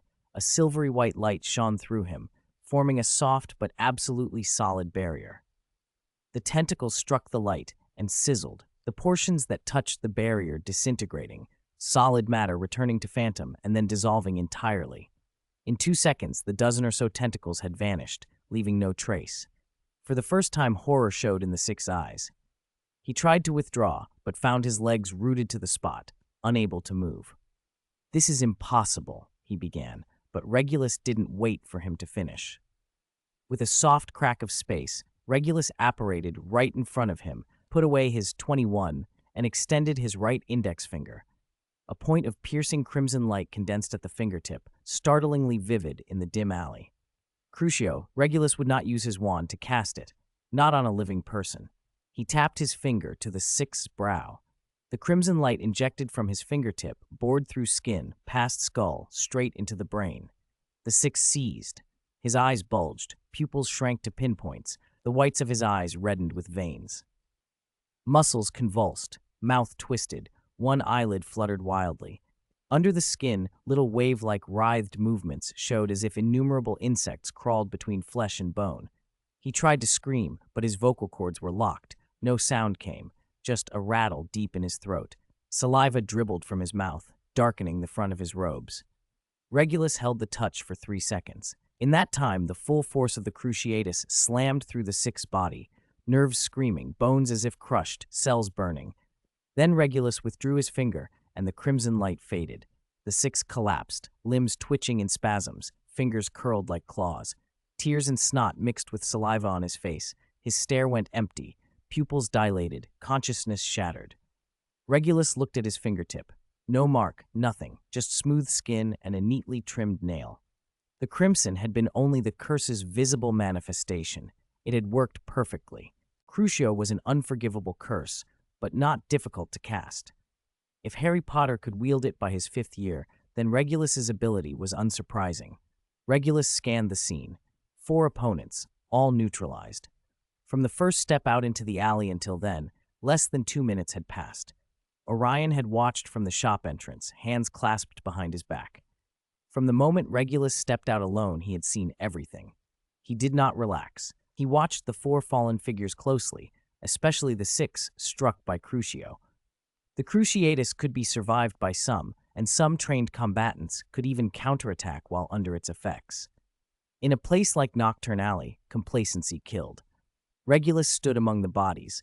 The 2 still struggled but weakly. The barbed rope had already leached most of his life force. The 3 clutched a broken right wrist, eyes glassy, muttering. The 17 was kneeling, coughing blood-tinged saliva with each breath. The 6 lay paralyzed, twitching and staring into the leaden sky. Regulus waited 10 seconds, then looked to the shop entrance. His father still stood there, hands behind his back, neither approaching nor speaking, only watching. Only then did Regulus understand. This was not merely a test of combat skill. His father wanted to see how he would handle the defeated, what he decided for prisoners, how he measured future threat. Those choices were as much a part of combat as the spells themselves. Regulus raised his 21 again and leveled the tip at the sick who had been under Crucio. He inhaled and spoke the incantation in a clear, steady, flat voice, Avada Kedavra. A green light condensed at the wand tip. But as it began to fire, Orion materialized at Regulus's side. He seized Regulus's wrist, pinned the wand downward, and the curse grazed the 6's shoulder before striking the wall behind him. The stone turned a deathly gray where it was hit, then exploded in a scatter of rubble. Orion kept Regulus's wrist pressed down and looked at his son, confusion and shock plain on his face. A killing curse. Where had his son learned to cast that? There were dusty texts in the library, forbidden things in the restricted section, but still, why the sudden, decisive readiness to kill? Then he saw Regulus's expression, a slight teasing, almost amused. A light flickered in those gray eyes. The corner of his mouth had the smallest curve. Orion realized he had been played. The movement, the incantation, the condensed green light had all been real, but they had been a performance for one person only, his father. For no other reason than the pleasure of it. Orion let go. His face returned to its usual impassive mask, but inside he felt a small warmth. His son had joked at last. Regulus was too composed, too mature, far from childish. This tiny display of mischief felt good. "The killing curse isn't used that way," Orion said, trying to keep his voice even. "I know." Regulus put away his 21 and, after a moment, added practically, The family library has records, and the Hogwarts restricted section has copies. If you want to learn, you always can. And this spell isn't actually difficult. What's difficult is having the resolve to kill. Orion did not argue. The killing curse really was not a particularly sophisticated piece of magic. Its power depended more on the caster's raw strength and the intent to kill. If someone hesitant cast it, it would be greatly weakened, at best causing a nosebleed. He was simply curious, or rather puzzled. "If I hadn't stopped you," he asked, "would you really have killed him?" Regulus looked at the cold-faced wizard still twitching on the ground and fell silent for a few seconds. About this, he decided to tell his father the truth. "I'm not afraid of killing. But I wouldn't have used Avada Kedavra, at least not now. It's too conspicuous." He raised his wand, turning it over in his hand as he spoke. "Especially using one's own wand, that's too much trouble." He went on, calmly cataloging options. "Besides, there are too many ways to kill. Without magic, there's the physical route. Snap a neck, pierce the heart, sever an artery. With magic, but not the dark arts, weapons like transfiguration, one could transfigure the air in his lungs into poison gas, or the blood in his veins into mercury. A well-placed blow, a fall from a great height. Using the environment is convenient too. Detonate something, trigger a collapse. Or you don't do it yourself. Leave him somewhere no one will miss. Someone always needs experimental material." With every method Regulus mentioned, Orion's expression tightened a fraction. He was weighing the mindset behind the words, calm, rational, pragmatic, indifferent to moral qualms, concerned only with efficiency and risk. It was the typical thinking of a pure-blood aristocrat, but more transparent than most. Some pure-blood families spoke of justice as if their status and seats had been earned through love and peace. "Then if I hadn't appeared," Orion asked on, "how did you plan to deal with these people?"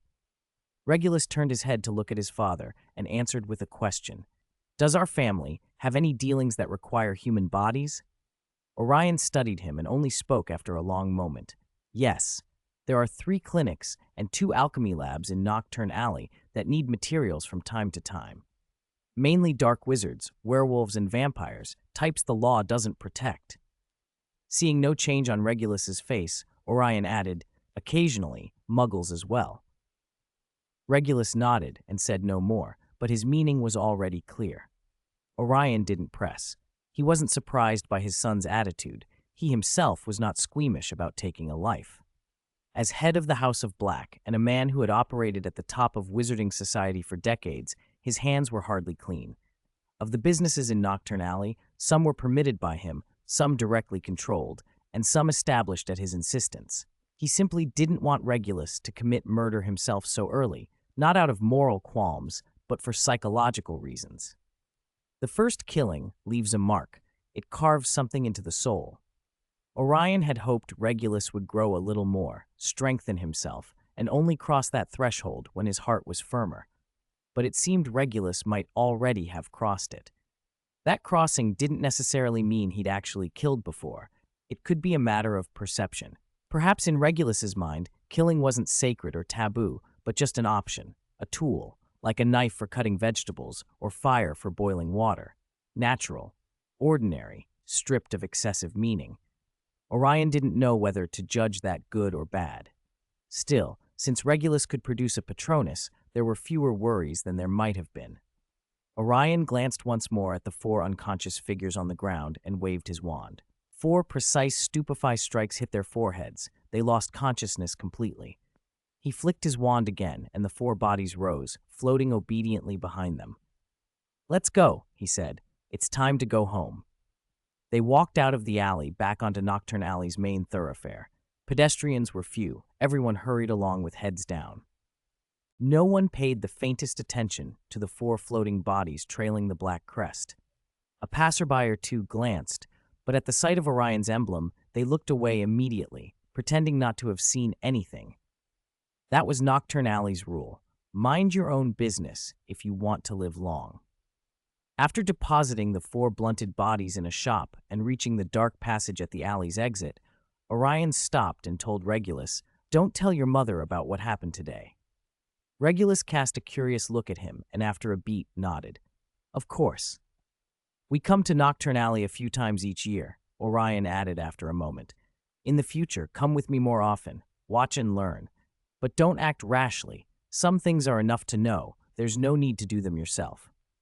Understood. They stepped out of the passage and back into the clean brick of Diagon Alley. Sunlight poured down, warm and bright. The air smelled fresh. Children's laughter drifted from nearby. Compared to the dim, filthy world they'd just left, this place felt like heaven. By the time they reached number 12, Grimald Place, evening had fallen, and the fire in the drawing room burned high. Creature took the robe Orion removed and efficiently unfastened Regulus's cloak clasp.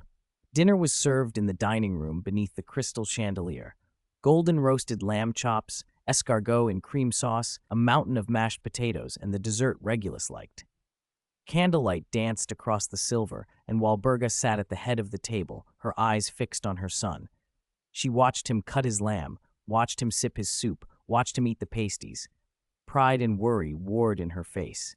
"You go back to school tomorrow," she said, cutting a lamb chop with crisp silverware sounds. "Is everything packed?" "Everything's packed," Regulus replied, swallowing. "Take care of your health at school," Walburga pressed on. "Don't live on study alone. You're still growing. Eat and sleep properly. The lessons aren't so difficult for you. There's no point in overdoing it." Her tone shifted. "Of course, you must still strive for what must be striven for.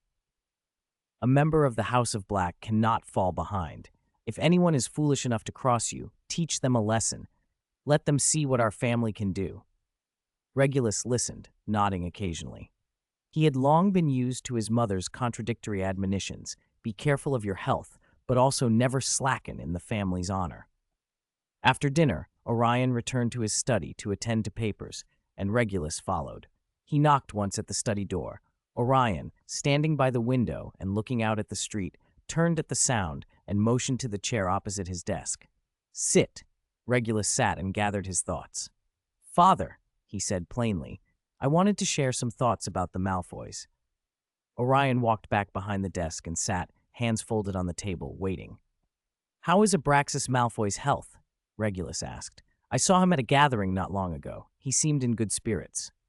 "As one ages, there are always minor ailments," Orion replied. "Why do you ask?" "It occurred to me," Regulus said evenly. "If old Malfoy were to have an accident, fall ill, be injured, or worse, what would happen to the Malfoy family?" Orion's eyes narrowed. "Have you heard rumors?" "No rumors." Regulus shook his head. "Just speculation. Among the pure-blood families, the Malfoys are at a peak. Old Malfoy is skilled and has brought the family to its zenith, but that might not be wholly good." Regulus watched his father's face. When there was no reaction, he continued. "Especially now, Lord Voldemort needs followers he can trust, not allies who are hard to control. A family that is too powerful and full of its own ideas might not suit him." Orion leaned forward. "What are you implying?" "I'm not implying anything," Regulus said. "Just a thought experiment. If something were to happen to Abraxas, who would benefit most? Lucius would succeed him, but he's young, inexperienced, and lacks his father's cunning. And then the Malfoys would become a wealthy household without sufficient strength or wisdom, a tool that's easier to control and exploit." He looked at Orion. "Which Malfoy would Lord Voldemort prefer? A shrewd, independent patriarch like Abraxas, or a successor like Lucius, who's easier to manipulate?" The study fell silent. Orion's fingers tapped the desk as he considered. This kind of speculation is dangerous and bold. Abraxas is an open supporter of Lord Voldemort. They've worked together for years. There's no reason. Orion trailed off and let the sentence hang between them, the warning evident. 72. Thought and the Second Legacy. No reason? Regulus interrupted, offering an argument. Primary and secondary contradictions can transform into one another, and the primary and secondary aspects of a contradiction can change as well. The current primary contradiction might be the confrontation between purebloods and half-bloods, but once that stage is reached, the internal consolidation of power will become the new primary contradiction. Orion snapped his head up and stared at Regulus. Shock, doubt, and something else, an indescribable, complicated emotion, flickered across his face. His lips moved as if he wanted to say something, then he swallowed it back. After a long moment, he finally spoke, his voice low even in the privacy of the study. "Where did you learn about that book?" Regulus was taken aback. He hadn't expected his father to recognize it. He had quoted the theory almost subconsciously, thinking it the clearest way to explain the logic he wanted to express. I read it casually, he said vaguely. Political philosophy. Some of the views are interesting. Orion held his gaze for a long time before shaking his head, a faint, almost sentimental realization softening his features. Those writings are incisive. His tone carried a trace of reminiscence. I came across them in a Muggle bookstore when I was young. Back then they seemed novel. Later, after seeing the world and looking back, I understood why some people can accomplish great things. A strange feeling rose in Regulus. In this wizarding world, in the pure-blood supremacist House of Black, his father had read those books and recognized their value. He let the thought pass while Orion steered the conversation back. How likely do you think your speculation is? I don't know, Regulus admitted. Maybe 30%, maybe 50%. But in matters like this, even if there's only a 1% chance, you prepare as if it's 100. If something happens to Abraxas, the wind has truly shifted. The wind, Orion repeated, eyes narrowing. From cooperation to control, Regulus said. From recruiting allies to purging dissidents. If old Malfoy's death is that kind of thing, it's a signal. It tells all pure-bloods, either submit completely or you're out. There is no middle ground. Orion fell silent for a long time. He went to the bookshelf, pulled down a heavy genealogy, flipped to the pages recording modern family relations, and traced the Malfoy entry with his finger before pausing at the House of Black's position. If it's as you say, he asked in a low, testing voice, what should we do? Wait, Regulus answered firmly. Wait for things to happen. Wait for Lucius to take over the Malfoys. Wait for him to feel the pressure, and wait for him to discover that money alone won't be enough. That's when he'll need real allies, and that's when we'll make our move. He added, Narcissa is my cousin. With that connection, the Malfoys and the Blacks are naturally allies. While old Malfoy was alive, the families cooperated more as equals. If it changes to Lucius, we can give him what he needs. Provide what? Orion asked, already understanding the plan. Wisdom, experience, power, and connections, Regulus said. Most importantly, the way to preserve a family in the middle of a storm. Lucius lacks those now, and it'll be very hard for him to obtain them alone. We have them. Orion closed the genealogy and put it back on the shelf. He walked to the desk and looked at his son, a faint pride in his eyes. Lucius, he began slowly, is shrewd and socially adept, but, as you said, he lacks his father's foresight. He prioritizes immediate advantage. His capacity for long-term planning is insufficient. From a family perspective, he hasn't done anything too outrageous, at least not publicly, but Orion hesitated, then continued. Last year, there was a ministry proposal to protect certain magical creatures. It should have passed, but Lucius spent 10,000 galleons on lobbying to block it. The reason was that several families were smuggling those creatures and promised to let him in. There was also a Muggle-born ministry employee up for promotion. He secretly undermined that person until they were forced to resign. No real reason, he just felt a Muggle-born shouldn't rise that high. Orion shook his head. These actions, whether big or small, might even be praised in pure-blood circles as looking out for one's own, but accumulated, they plant hidden dangers. Regulus nodded. That's why he needs allies. One person making a mistake might pay the price alone. A group shares the burden. You understand these things very well. Orion sounded surprised. This way of thinking wasn't fostered by a magical education. It was plain wisdom, unrelated to conventional magical training. The conversation had said enough. It had been deep. Orion indicated that he'd keep an eye on the Malfoys and begin appropriate preparations. Go rest. School starts tomorrow. All right? Regulus left the study and went back to his room. The conversation had left an odd aftertaste. It had stirred something in him. He sat at his desk, closed his eyes, and sank his consciousness inward. Starpath meditation cleared the clutter from his thoughts with its vast imagery. Once his mind was calm, he opened his eyes and focused. Everything that could be said about the Malfoys had been said. His father would handle it. What he needed now were practical matters. Increase his strength. There was only half a day left of the holiday, enough to pursue one thing, obtain a second inheritance. The first, natural magic, had given him a new direction, but it lacked immediate battlefield impact. He needed something effective right away. Space magic fit that need, and there was relevant content in the family inheritance, the spatial anchor jinx. Regulus rose and headed for the family chamber of secrets. He now held most of the house permissions. The obsidian door opened without hindrance. Inside the solemn chamber, over a dozen memory crystals glowed faintly on a stone platform under the light of magical torches. He touched the cool spheres, and a flood of memory and magical power rushed into his consciousness. The ancestor who left this legacy lived in the 14th century, when studies of space magic were at their peak. The spatial anchor jinx wasn't essentially offensive or defensive, it was a stabilization charm for spatial structures. Its principle was to plant invisible magical anchors in the void to fix the surrounding space. It had two effects.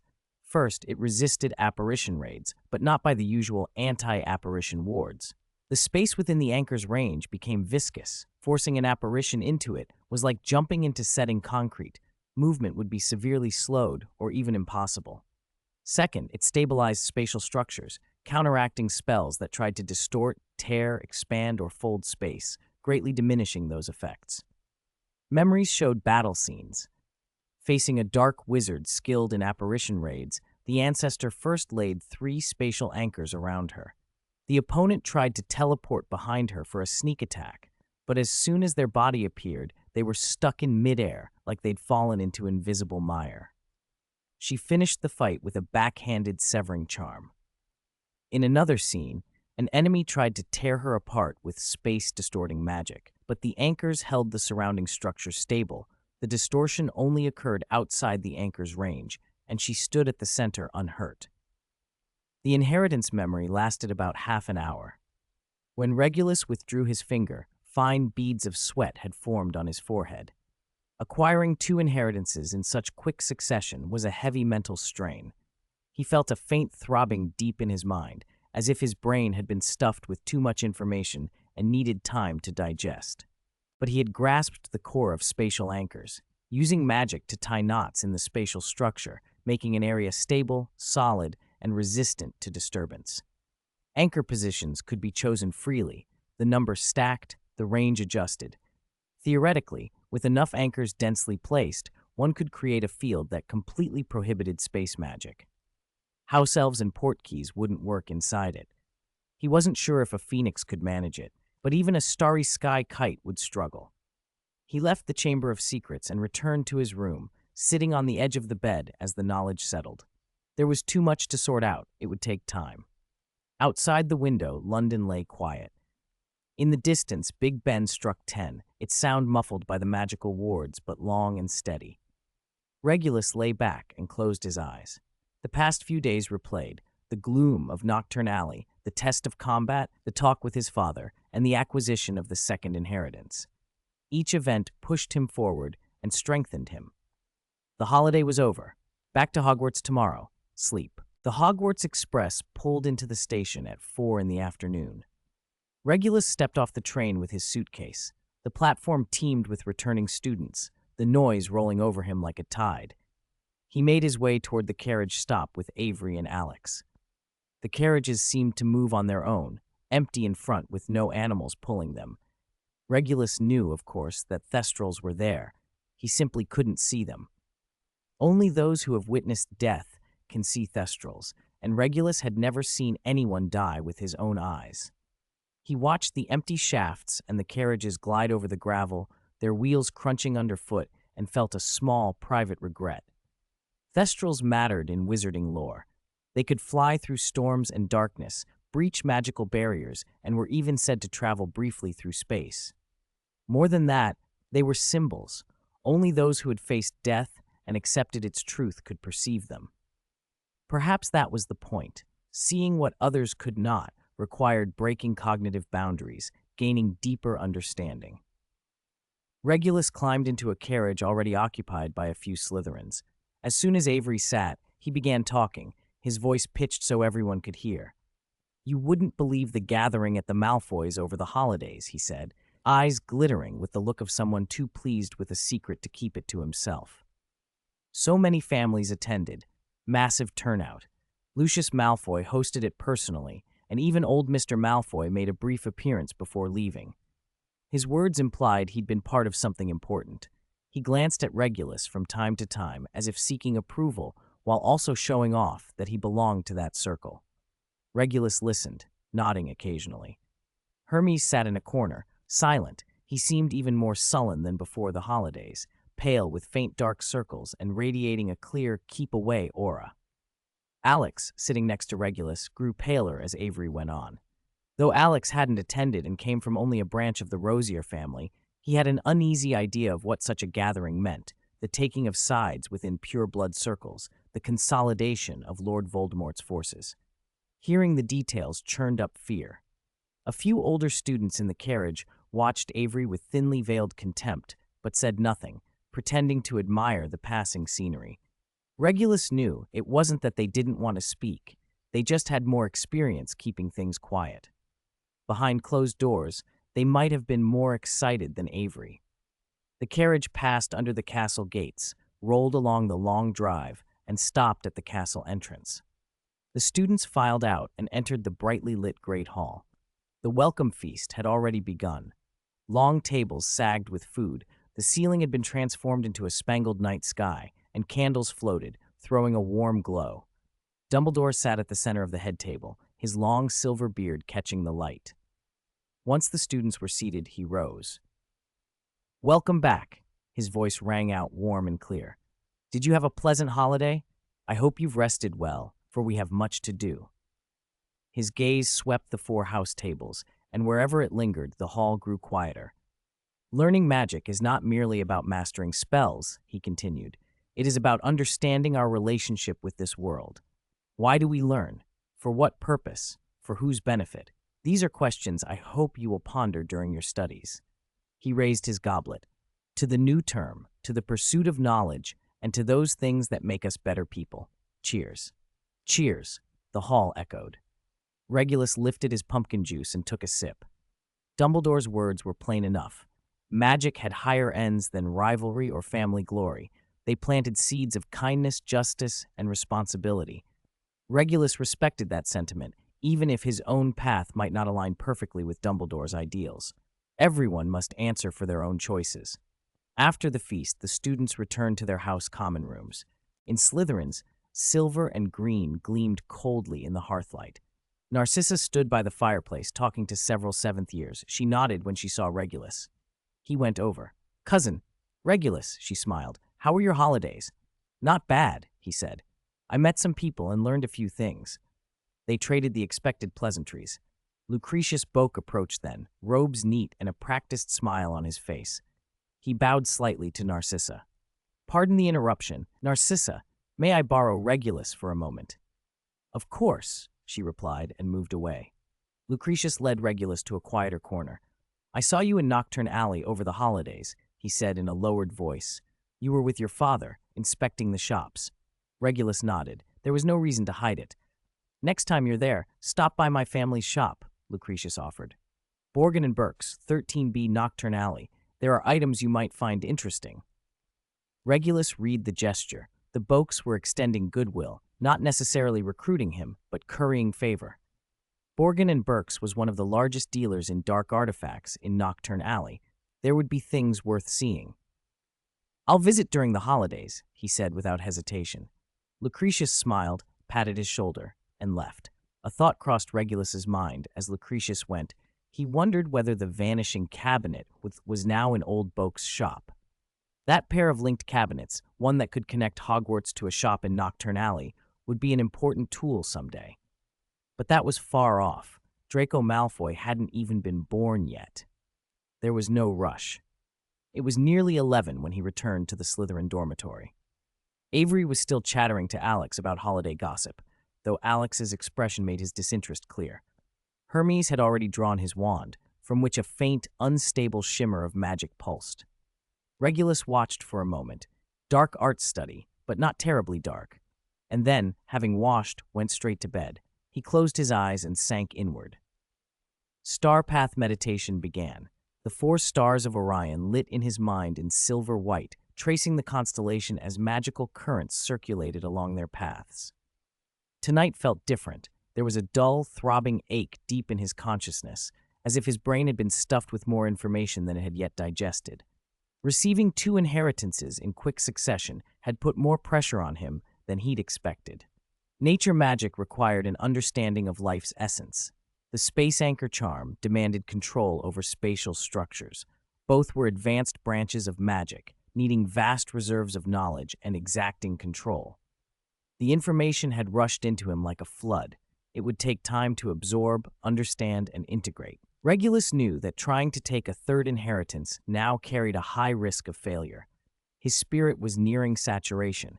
Forced absorption of more ancestral memories might, at best, produce confusion and incoherent recollection, and at worst cause mental harm or memory breakdown. The ancestors had sealed their life's wisdom in crystals, not so descendants would swallow it all at once. That would be like making someone eat a year's worth of food in a single sitting. Disastrous. Inheritances needed digestion and practice, a transformation of another's experiences into one's own understanding. It could not be rushed. He slowed his meditation, smoothing the flow of magic. He stopped pursuing rapid growth and focused on consolidation, stabilizing the 4-star model, smoothing the magical cycles, strengthening his mental barriers. Once his spirit recovered, and nature magic and the space anchor charm were mostly integrated, he would aim to light the 5th star of the star path. That would be a significant breakthrough, but for now he needed rest. Regulus let his consciousness settle into the slow rotation of the star paths as the new term began. 74. Small spells, big inspiration. At breakfast, Avery was still yammering about his holiday. He waved his fork as he described the size of the ballroom at Malfoy Manor, the enchanted ceiling murals that could shift patterns, and the exquisite snacks with unpronounceable names served by the house elf. Alex sat beside him with his head down, listening and occasionally asking for more details, while Hermes simply focused on eating, his knife and fork clinking softly against the porcelain. Regulus chewed his toast slowly, feeling oddly dazed. The holiday seemed to hang behind a thin veil, clear yet distant. The dinners at the Malfoy household, the gatherings of pureblood families, Lucius's words on the terrace, the inspections of family properties, and that brief, decisive scuffle in the dark alleys of Nocturne Alley, all had happened in a compact, intense span of days. He had taken them on as an adult would, acted, decided, negotiated. Then, in the blink of an eye, he was back at Hogwarts, a first year again. At the Gryffindor table, James Potter was loudly recounting his broom races with Sirius, Peter Pettigrew beside him asking enviously. Over in Ravenclaw, a group of girls discussed the hairbands they'd bought, and a few Hufflepuffs complained about mountains of homework. On the Slytherin side, besides Avery's boastful storytelling, others chatted about their breaks, who'd bought a new broom, who'd traveled to France and eaten well, who'd found odd trinkets in Nocturne Alley. The topics were trivial and ordinary, full of childish excitement and petty complaints. Regulus found it surprisingly interesting, that pure attention to life's small details, curiosity about new things, and the pursuit of simple happiness. He hadn't felt that in a long time, long enough that he'd almost forgotten he was only 11. The first lesson of term was charms. Professor Flitwick perched on his stack of books and announced the day's topic in his high, enthusiastic voice.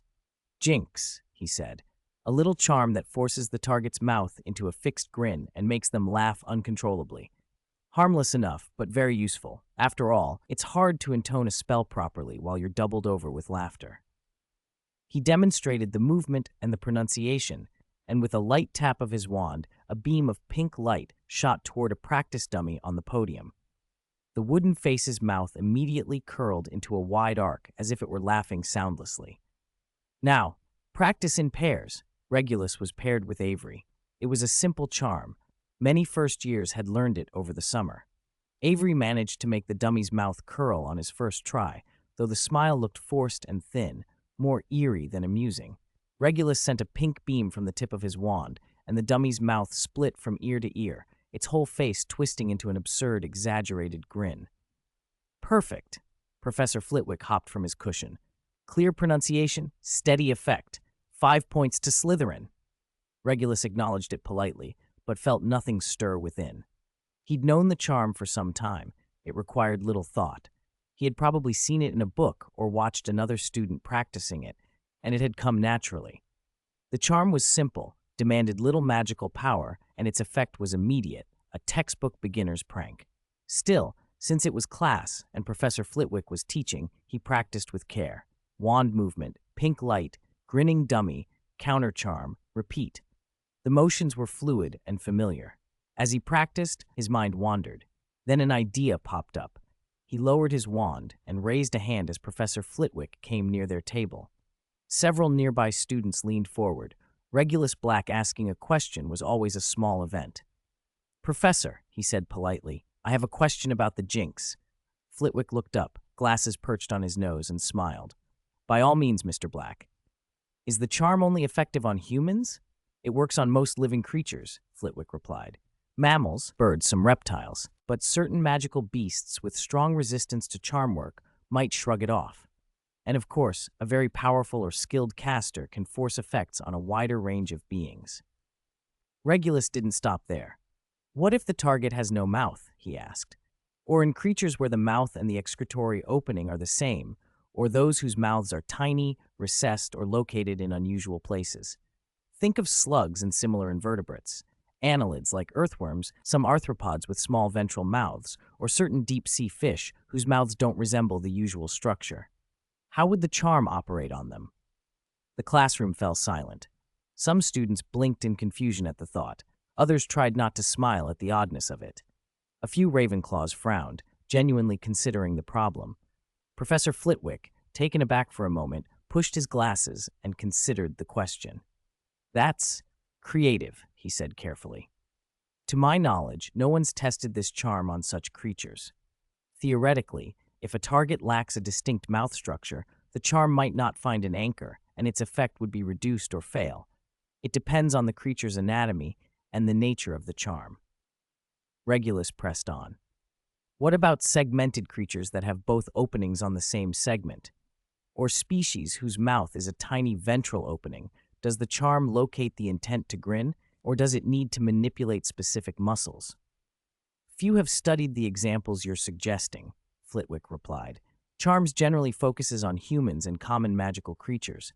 For beings with special anatomy, the charm would likely require adaptation, either a modification in the incantation or a different focus from the caster." "Understood, Professor. Thank you." Flitwick gave him a pleased look. "Questions are always welcome in my class, Mr. Black." Regulus wasn't actually trying to identify the functional mouth of a slug for practical purposes. His question had a different aim. The jinx, from its inception, was designed to force a grin and prevent the mouth from closing. Its creator hadn't considered slugs or deep-sea oddities. They'd probably only thought of people. The spell had a single, simple purpose and one obvious effect. There was no underlying explanatory theory recorded with it, no detailed analysis of neuromuscular pathways, no anatomical study of diverse species. Someone had simply thought, "I want to make people laugh," and then, by intuition or trial and error, found a way to use magical energy to do it. The charm was written down, taught, and copied for generations with its gestures and pronunciations, precautions and variations. But no one had explained why that particular gesture and those words produced that precise effect, because few people knew or the knowledge had been lost. Standing there, it occurred to Regulus that magic could not always be reduced to neat, mechanical rules. He had tried to understand magic scientifically, magical power as energy, spells as code, gestures as a kind of syntax, effects as outputs. A model that let him learn quickly, improve techniques, and even invent variations. But some magical phenomena resisted that treatment. The Patronus charm, for example, required true positive emotion and an earnest, deep desire. A Patronus would not be produced by merely understanding the chemistry of happiness or the philosophy of protection. It required genuine feeling. That was the power of the soul, an expression of will, more fundamental, more immediate, and more subjective. Small charms like the jinx were perhaps similar. Their creators hadn't always worked from principles. They had worked from intention. You learned the movements and the words, practiced the control of your magical power, and the effect followed. When the bell rang to end class, Professor Flitwick stopped Regulus. "Mr. Black, please stay for a moment." As the other students began to file out, Avery shot Regulus a look and mouthed, "I'll wait for you outside," then left with them. Soon, only Professor Flitwick and Regulus remained in the classroom. Flitwick hopped down from his stack of books and crossed to Regulus's side. He looked up at the tall student, whose usual lively, eager expression had been replaced by a serious, intent one.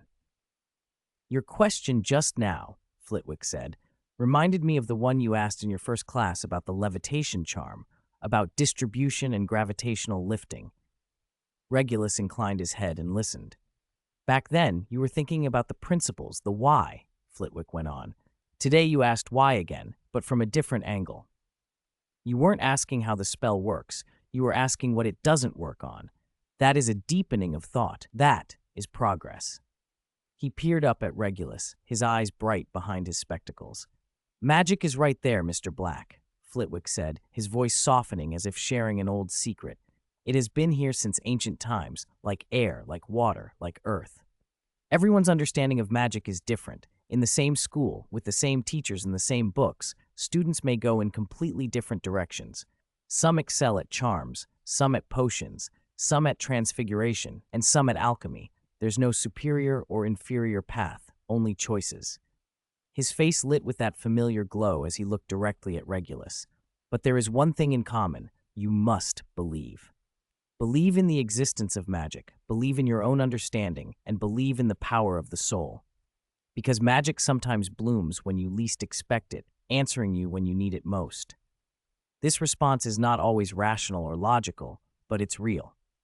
Regulus stood as the mist of confusion in his chest began to thin. Flitwick saw it. The small professor, master of charms, used decades of teaching and research to notice the subtle change. Regulus was moving from pure rational analysis toward accepting the irrational side of magic. From trying to make everything fit a scientific model to beginning to understand that some things might simply be unexplainable. So he offered not a detailed technique or a clear answer, but a more fundamental attitude toward magic. At first, Regulus had been thoroughly rational. He viewed the world through scientific methods, summarizing, finding patterns, building models. Even when confronted with magic, he had tried to fit it into an analyzable framework. Everything had a cause and effect. Everything could be explained. But as he encountered more magic and saw more of the world, he realized that while magic could follow rules, it could also be full of surprises and miracles. Transfiguration changes the essence of matter. Alchemy probes the mysteries at the core of existence, and the Patronus charm points straight to the deepest desires of the heart. None of these could be reduced to simple energy conversion. Yet Regulus still leaned toward rationality, wanting to find logic, to build unified frameworks, to bring the idealistic into the realm of understanding. Until he summoned his Patronus, a starling. Standing on the cliffs of the Irish coast, watching the sun sink into the sea, a longing for freedom and infinite possibility swelled in him. The Patronus arrived as naturally as if it had grown from his soul. For the first time, he truly touched the power of the heart. After that, he decided to walk a path where sensibility and reason coexisted, plan the direction with reason, experience the process with feeling, control magical power with calculation, and feel magic with the heart. Flitwick's words felt like the missing piece. Magic was there, regardless of the mindset he used to approach it, regardless of the path he chose. It did not change because of his understanding. It did not increase or decrease because of his method. It existed as simply as the world itself. He could study it scientifically, feel it with his soul, grasp it with intuition, and master it with experience. These methods were not contradictory. They were different routes to the same place. What mattered was that he believed in the path he walked and treated magic with sincerity. Regulus drew a deep breath and gave Professor Flitwick a solemn, respectful bow. "Thank you, Professor," he said earnestly. "Those words mean a lot to me." Flitwick smiled. His small face brightened again. "It's my honor to help, Mr. Black." He added cheerfully, "You're talented and you have many ideas. Keep thinking, keep being curious, but keep an open mind as well. The wizarding world is vast. There's much left for you to discover." Regulus thanked him once more and left the classroom. Avery and Alex were waiting in the corridor. Avery hurried over the moment he appeared. What did the professor say? Something about understanding magic, Regulus replied. Avery only half understood and didn't press for details. The three of them walked toward their next lesson. Regulus kept steady steps and a calm expression, but the obsession that had always driven him, the need to reduce everything to rational terms, began to loosen. He felt grateful to Flitwick, not only for the inspiration of his words, but because the little professor could see his students' problems, understand their confusions, and willingly share his wisdom and experience. That attention and generosity, the love and respect he showed for teaching, made Flitwick truly admirable. Strength and refined magical skill were important, but a heart willing to guide students without reservation mattered just as much. The next class was History of Magic. Professor Binns floated on his podium, recounting the medieval assembly of European wizards in that monotonous, flat tone. Most students dozed. A few read other books under their parchments. Regulus sat by the window with his quill, idly drawing lines on the parchment. Flitwick's words still echoed in his head. Magic is right there. Everyone's understanding of magic is different. Believe in the power of the soul. Those words inspired him, but they were not a manifesto. Regulus would not change his path simply because a professor had spoken. He would not accept another's view wholesale as his own truth. He had to walk his own path. Every accomplished witch or wizard had their own understanding and route. Dumbledore, Grindelwald, Newt, Lord Voldemort, McGonagall, Slughorn, Flitwick. Different, even conflicting, but each had reached great heights. You could not achieve greatness merely by studying textbooks. You needed original thought, personal understanding, and sometimes your own creations. Learn from others, yes, but do not copy someone else's path in its entirety. Flitwick's words served more as confirmation than direction. Confirmation that his mixed path of sensibility and reason was valid, that accepting the irrational side of magic was not regression but progress. That resolved him further. When the bell rang for the end of the lesson, Regulus packed his things. He declined Avery's invitation to lunch in the Great Hall and headed instead for the library. The library was quiet on the first day of term. Most students were still lingering in holiday mood, walking and chatting outside or returning to their common rooms. Regulus walked between the stacks until he reached the charms section. He had no specific target. He moved slowly, fingers skimming spines, eyes taking in titles. Some familiar, some new. Common spells and their variations. Advanced techniques in magical control.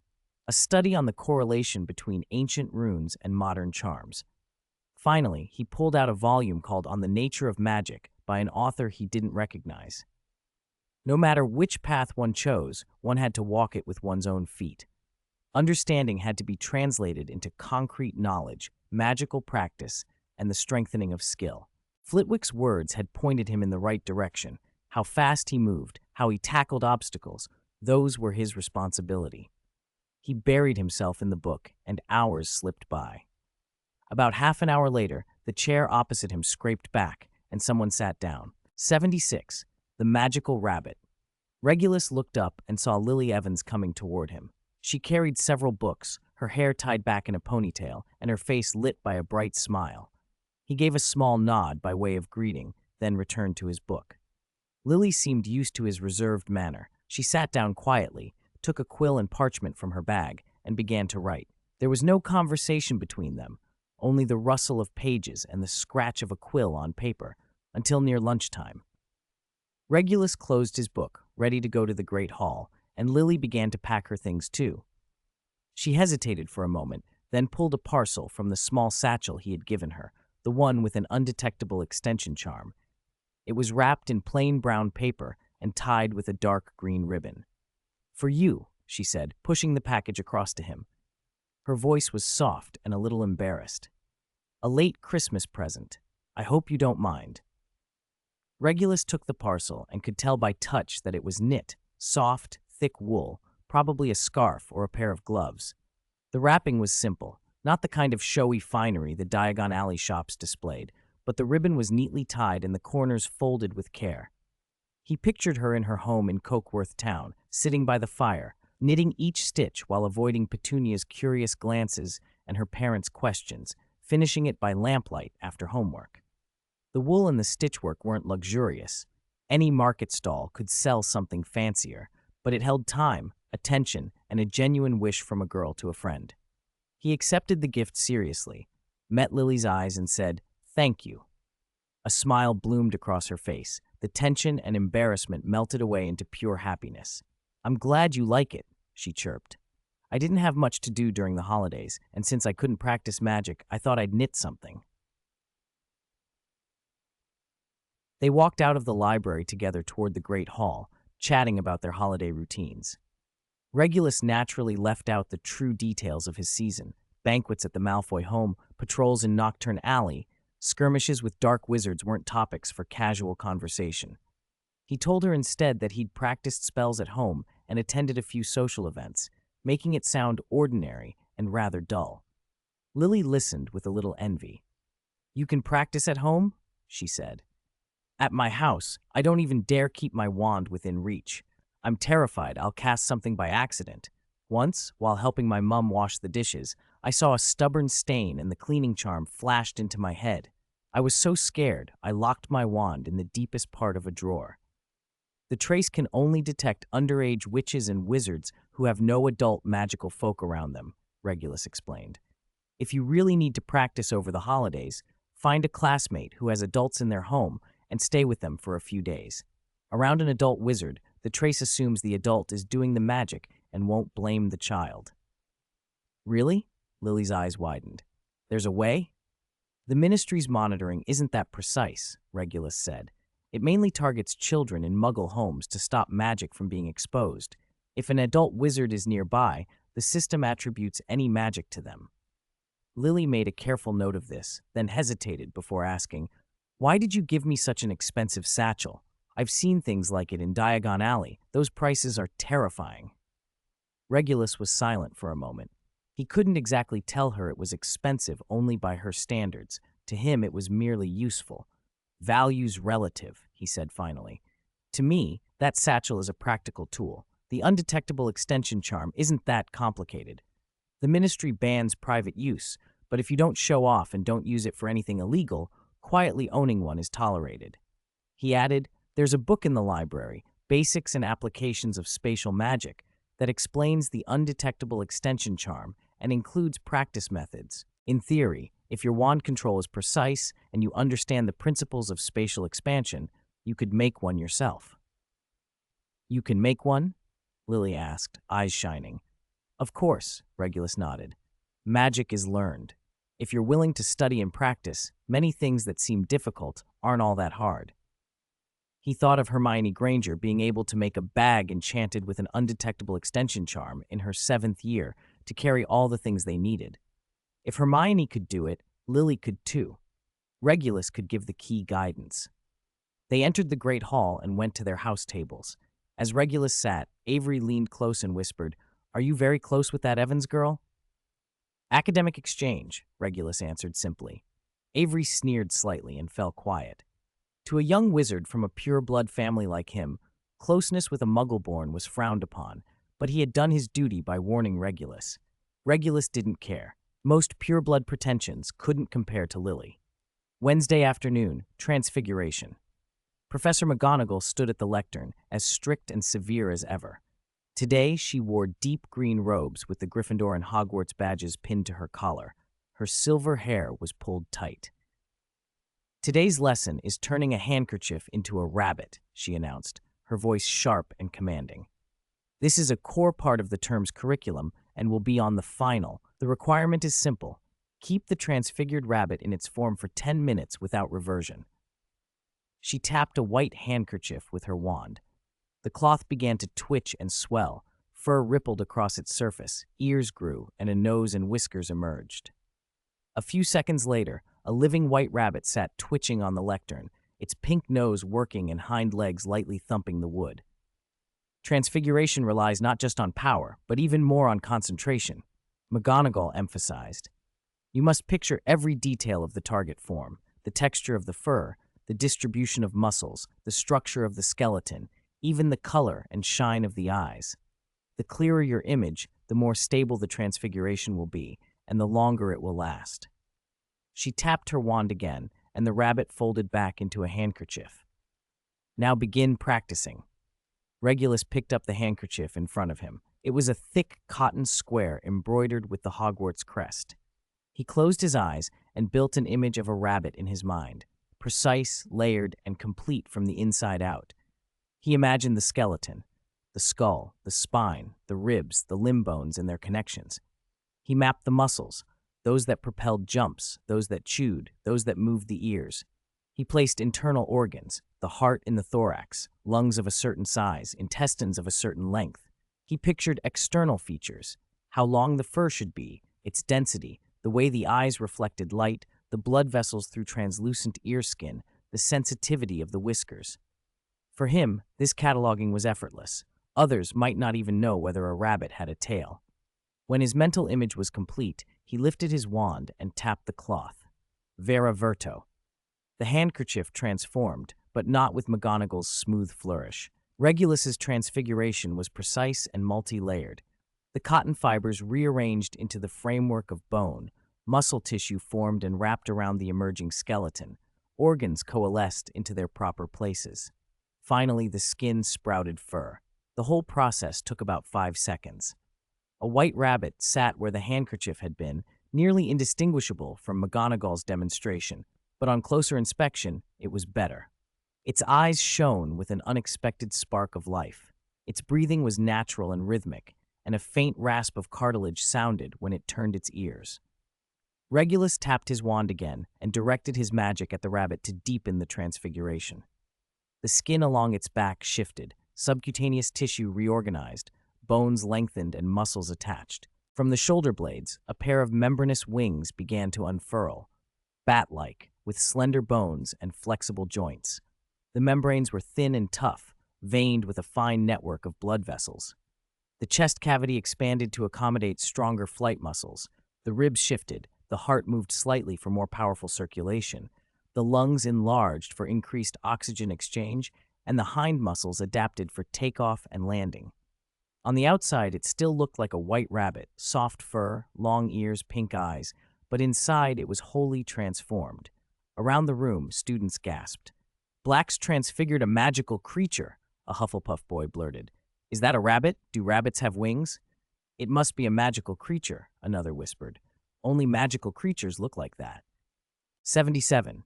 Lively Regulus. The lesson was shared by Slytherin and Hufflepuff, and students from both houses clustered around to watch. Avery sat beside Regulus, his face full of pride. Alex stared with wide-eyed wonder. Hermes curled his lip, but his eyes kept flicking over. The Hufflepuffs showed mixed expressions: envy, curiosity, even a little longing. Professor McGonagall came over and with one sharp look saw straight through the display.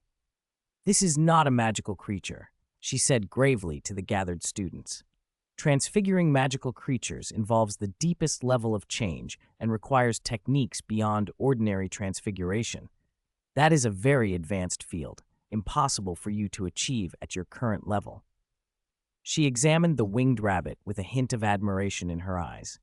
"Mr. Black has altered the rabbit's existing physiology," she continued.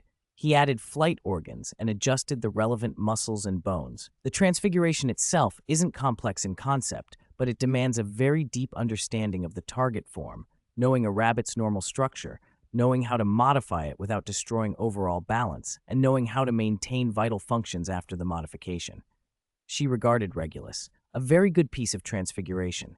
Precise control, sound structure, and a creative idea.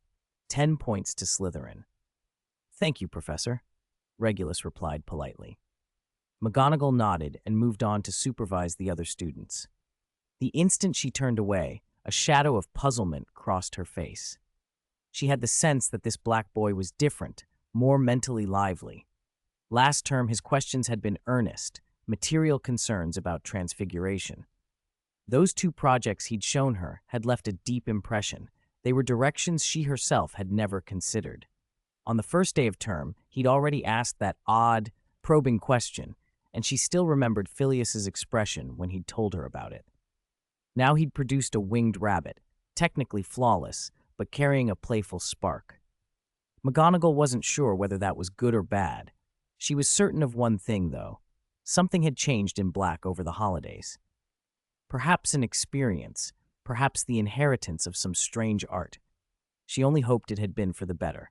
Regulus didn't know McGonagall was thinking so much. He was simply exercising the way he thought, a balance of rational analysis and imaginative feeling. He used cold logic to work out the rabbit's physiology and emotional creativity to arrive at the whimsical idea of a flying rabbit. He combined the two, executed the transfiguration, and achieved a pleasing result. Once he had fully digested McGonagall's notes, he planned to ask an advanced question, to reach for higher-level transfiguration knowledge. The previous discussion about transforming one form into another had helped him a great deal. Next time, he would push into deeper territory. Where does living transfiguration hit its limit, and where is the boundary between transfiguration and the creation of life?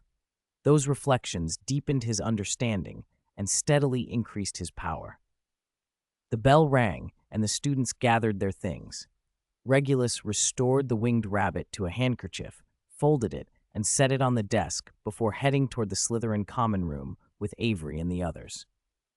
The corridors were full of motion, first years rushing to find their next class, older students clustered in small conversations. Portraits dozed or chattered within their frames. Suits of armor stood silent in their niches. Halfway up the second-floor stairs, Regulus felt something, a subtle change in space. About 10 meters behind him, an almost imperceptible ripple shivered through the air, soft and natural, like a droplet merging with the surface of water. He recognized it, a house elf. Hogwarts had hundreds of house elves working in the kitchens, cleaning dormitories, and doing 1,000 other chores, and they moved through the castle with their peculiar space magic. That was normal. What was not normal was that this sliver of spatial disturbance kept following him. It stayed 10 meters back, turned when he turned, climbed when he climbed, and paused when he pretended to tie his shoelaces. It was surveillance. Why monitor him? Several possibilities flickered through his mind. Had the Nocturne Alley incidents over the holidays been discovered? The Crucio? Unlikely. In places like Nocturne Alley, people rarely mourn a few deaths, and his father had taken care of any fallout. The conversations at the Malfoy dinner? Those had been vague and unremarkable. They wouldn't justify this kind of watching. Another thought came to him. The surveillance might have started last term. His performance at Hogwarts had been conspicuous, head of the year, besting a fifth year, and engaging in advanced discussions with professors. Any of that could catch someone's attention. And who at Hogwarts was most likely to watch a gifted student? Dumbledore. Given the headmaster's history with Voldemort and his early interest in and later opposition to Tom Riddle, Dumbledore had reason to keep an eye on talented youngsters. Not out of spite, Regulus thought, but as precautionary planning. He didn't mind. If they wanted to watch his public life, let them. He had no intention of hiding in class. He would remain diligent, respectful toward professors, and steady among his peers. He restrained his companions, diffused conflicts, and kept order in Slytherin. Those behaviors could withstand scrutiny. Let Dumbledore observe the outward growth of a promising young wizard who might one day influence the wider world. But the dormitory? No. Regulus trusted that Dumbledore had limits and would not violate a student's basic privacy. There were things in the dormitory that simply could not be seen. The practice of star path meditation, the digestion of inherited soul magic, dangerous gleanings from the restricted section, and his private thoughts and notes. Those were his, and they should remain unseen. Roommates might glimpse fragments, but they would understand little. Then the room of requirement occurred to him. He had known about the room's existence for a long time, but had never used it. There had been no pressing need, and he had not wanted to stumble upon certain secrets too early. Now, however, the timing felt right. On Halloween, the Bloody Baron had told him that Hogwarts concealed a place only those who truly understood the essence of soul magic could find. Clues left by Lady Ravenclaw about wisdom, the soul, and the possibility of transcending life and death were said to be hidden there. Because the matter concerned Ravenclaw, the room of requirement was likely an entrance, or at least part of one. Regulus was in no rush to pursue those clues. His grasp of soul magic was far too shallow, and he did not want to encounter anything that might lead him toward transcending life and death prematurely. Besides, there was something else in that room, Voldemort's Horcrux, the diadem of Ravenclaw. He had no wish to come into contact with that just yet. What he did need was simple, an absolutely private practice space where he would not be disturbed. He did not want to hide or to hunt for secrets, just a quiet room to practice. That would be enough, and it would not interfere with whatever lay hidden deeper within the room of requirement.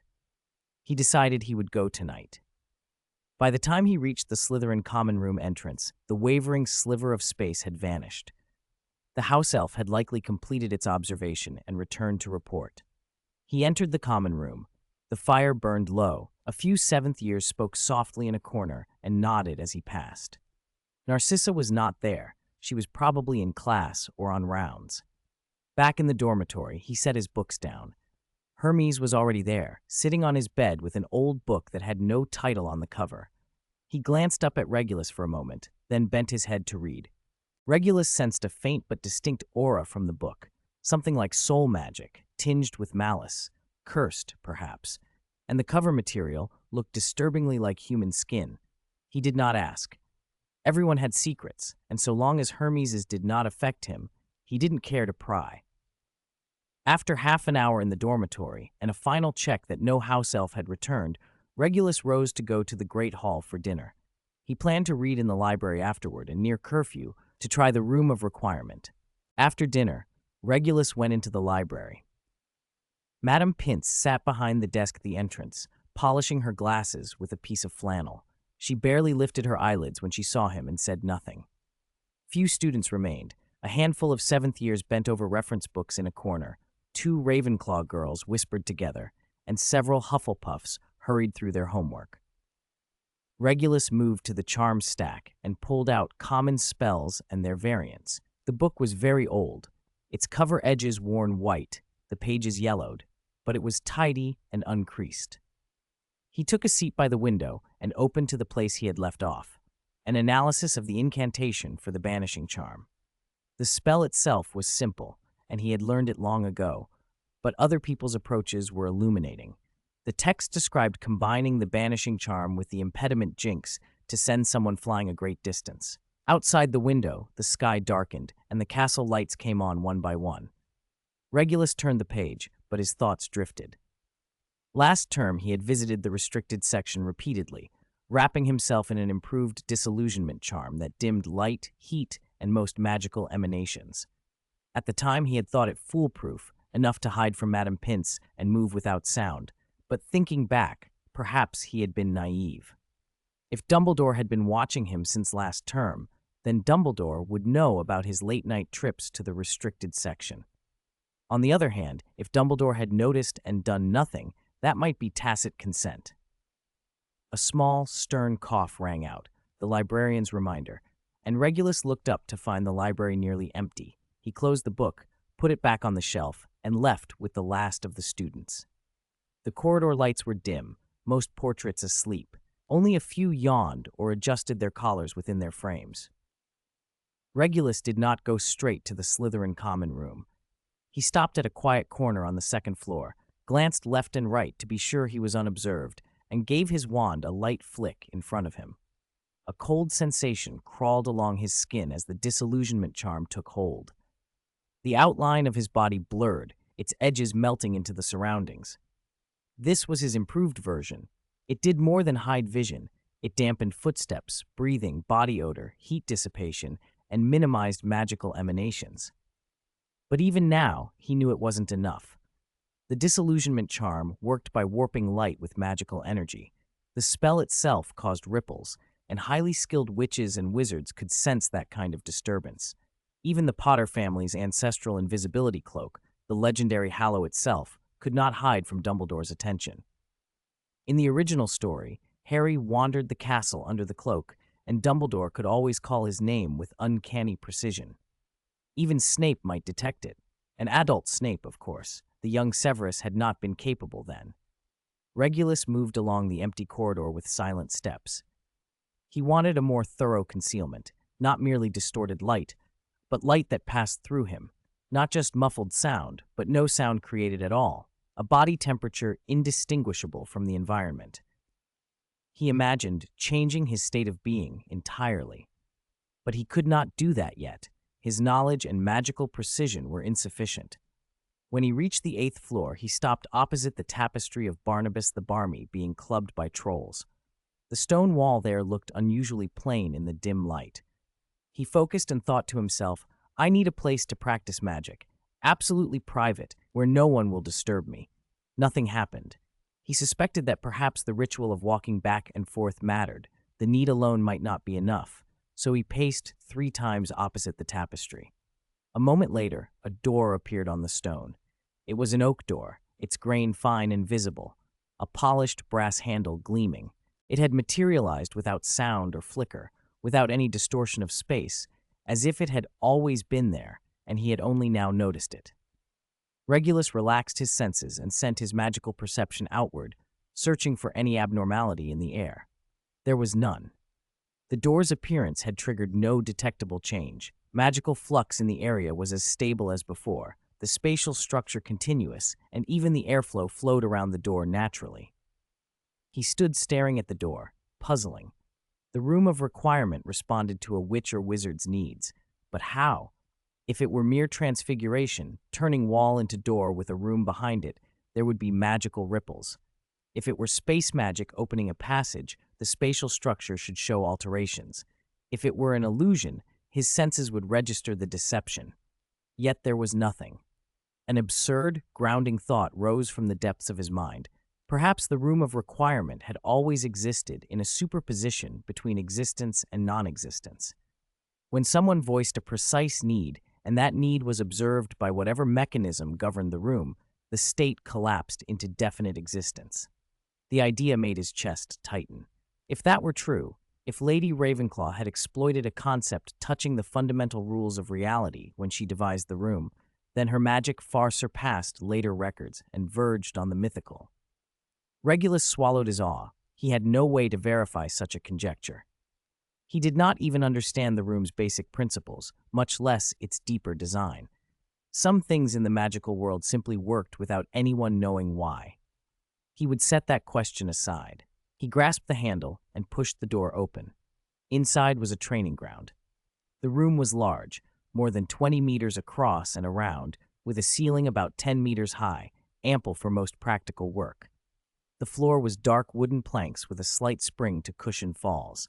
Smooth stone walls bore runes carved to absorb magical energy and prevent spells from ricocheting and damaging the room.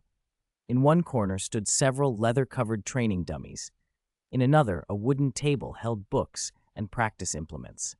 The place was evidently used frequently. Regulus scanned for other people and found none, though the dummies had scorch marks, the floor was scuffed, and the table edge gleamed from long use. Though hidden, the room was not unknown. In the story, Harry had used it for DA meetings, Draco for repairing the vanishing cabinet, and others had stumbled in over the years. He could not expect it to be exclusively his. He sat cross-legged in the center. Tonight was mainly to confirm the location and get a feel for the space, but since he was here, he would practice. He needed to test sorts of magic he could not comfortably try in the common room or dormitory. This was perfect. He took a galleon from his pocket. The coin gleamed dull gold in his palm, its serrated edge neat. The obverse bore a Gringotts goblin's head, the reverse a serial number. He set the galleon on the floor and took 3 steps back. Spatial warp. He had been practicing this spell constantly since that successful 5-centimeter shift of a brooch at Christmas. Progress was slow, so slow he could hardly feel it, but he was patient. Magic was not achieved overnight. He closed his eyes and let his perception spread. Around the coin, the spatial nodes were dense and stable. In his mind, the spatial structure within a 3-meter radius formed a 3-dimensional map, the position of each node, the strength of each link. The theory was simple: fold space so 2 nodes overlapped, then pass the object between them. Regulus concentrated and sent his magical energy to work directly on space. He pictured the node under the galleon as a buoy on the water, sliding along an invisible slope toward a nearby vacant node. Magic kissed the spatial fabric. The node trembled, and the air around the galleon rippled with invisible waves. He adjusted his output, following the natural grain of the spatial lattice toward the point of least resistance. His intent fixed on the galleon, his magic extended along the structure, a pure union of will and power. The galleon vanished from its spot without any intermediate motion. One moment it was where he had left it, the next it lay 2 meters away on the floor. The placement was off, almost half a meter from the intended target. The coin lay face up, the goblin's head catching the training ground light. Regulus picked it up. The metal was slightly warm, a residue of spatial friction that told him there was still a long way to go. Oh no, I mustn't expose myself. The magical energy consumed by a spatial warp was about the same as an Expelliarmus, manageable. Still, Regulus felt a faint mental fatigue, a lingering side effect from the influx of inherited magical energy that he hadn't yet fully assimilated. The burden made his head heavier than usual. There had been progress, but it wasn't enough. It was far from being battle-ready. To make a spell traverse space required precise control over the warp's trajectory and landing point, with the smallest possible margin of error, more difficult than teleporting an object. For a shield charm to take effect remotely, the warp would have to be completed instantaneously, ideally consuming no time at all. In combat, even a millisecond's delay could be fatal. To directly affect an opponent's internal organs, one would need to pierce multiple layers of defense on a wizard's body, magical barriers, physical tissues, even soul protections. Each layer demanded countless hours of practice, a deeper understanding of space, finer control of magical energy, and a more resilient mind. Regulus had patience. For him, a visible path simply needed to be walked. He put the galleon back into his pocket, stood up, and it was time to go. Regulus left the room of requirement. The door closed silently behind him, and the wall returned to its original state as if nothing had happened. He cloaked himself in a disillusionment charm and retraced his steps to the Slytherin dormitory. He met no one. The portraits were asleep, the suits of armor motionless in their niches. The castle felt as if it had sunk into the deep sea. It was nearly 1 a.m. when he reached the dormitory. Avery and Alex had long been asleep. Even the soft sounds of breathing came from behind their bed curtains. Hermes's bed was empty, the curtains tightly drawn. After washing, Regulus lay down and closed his eyes. Star Path meditation activated automatically. 4 silver stars turned slowly in the depths of his mind, and the circulation of magical energy eased his fatigue. But the deeper burden caused by the flood of inherited knowledge would take longer to settle. He decided to cut back on high-intensity practice for the next few days and focus first on digesting what he'd learned about nature magic and the space anchor charm. Then he fell asleep. January at Hogwarts was bone-chilling. Snow drifted in a gray sky. Thick drifts lay at the edge of the forbidden forest, and a thin sheet of ice formed over the black lake, reflecting the pallid light. Inside the castle, the stone corridors felt icy and the windows fogged with condensation. Even with wizarding charms moderating the temperature, students wrapped themselves tightly in their robes. Herbology that morning met in Greenhouse 3. Regulus stepped inside and was met by warm, humid air redolent of soil and plants. The greenhouse was comfortably temperate, protected by spells, and filled with magical flora from common devil's snare to rare venomous tentacula, each in its assigned plot. Professor Pomona Sprout stood in the center, wearing her mud-stained apron and holding a trowel. "Today we'll be loosening soil and repotting mandrake seedlings," she announced in her gentle, clear voice. "Work in pairs. Each pair gets 1 seedling. Remember the steps. First put on your earmuffs and dragonhide gloves, then proceed." Students queued for earmuffs and tools. Avery volunteered to pair with Regulus, and they received a pot with a mandrake seedling. It sat in a black terracotta pot, only palm-sized, with tender green leaves and a tiny purple flower at the top. Harmless enough looking now, mandrakes would be devastating when mature. The cry of an adult could be lethal, attacking both body and mind. In canon, Neville Longbottom had briefly fainted in herbology after forgetting his earmuffs at a mandrake lesson, and an adult's scream could have killed him. Seedlings were different. Their magical energy wasn't fully developed, and their lethal cry hadn't formed yet. Regulus fitted his earmuffs, and the world went quiet. He could hear only his breathing and heartbeat. He studied the seedling.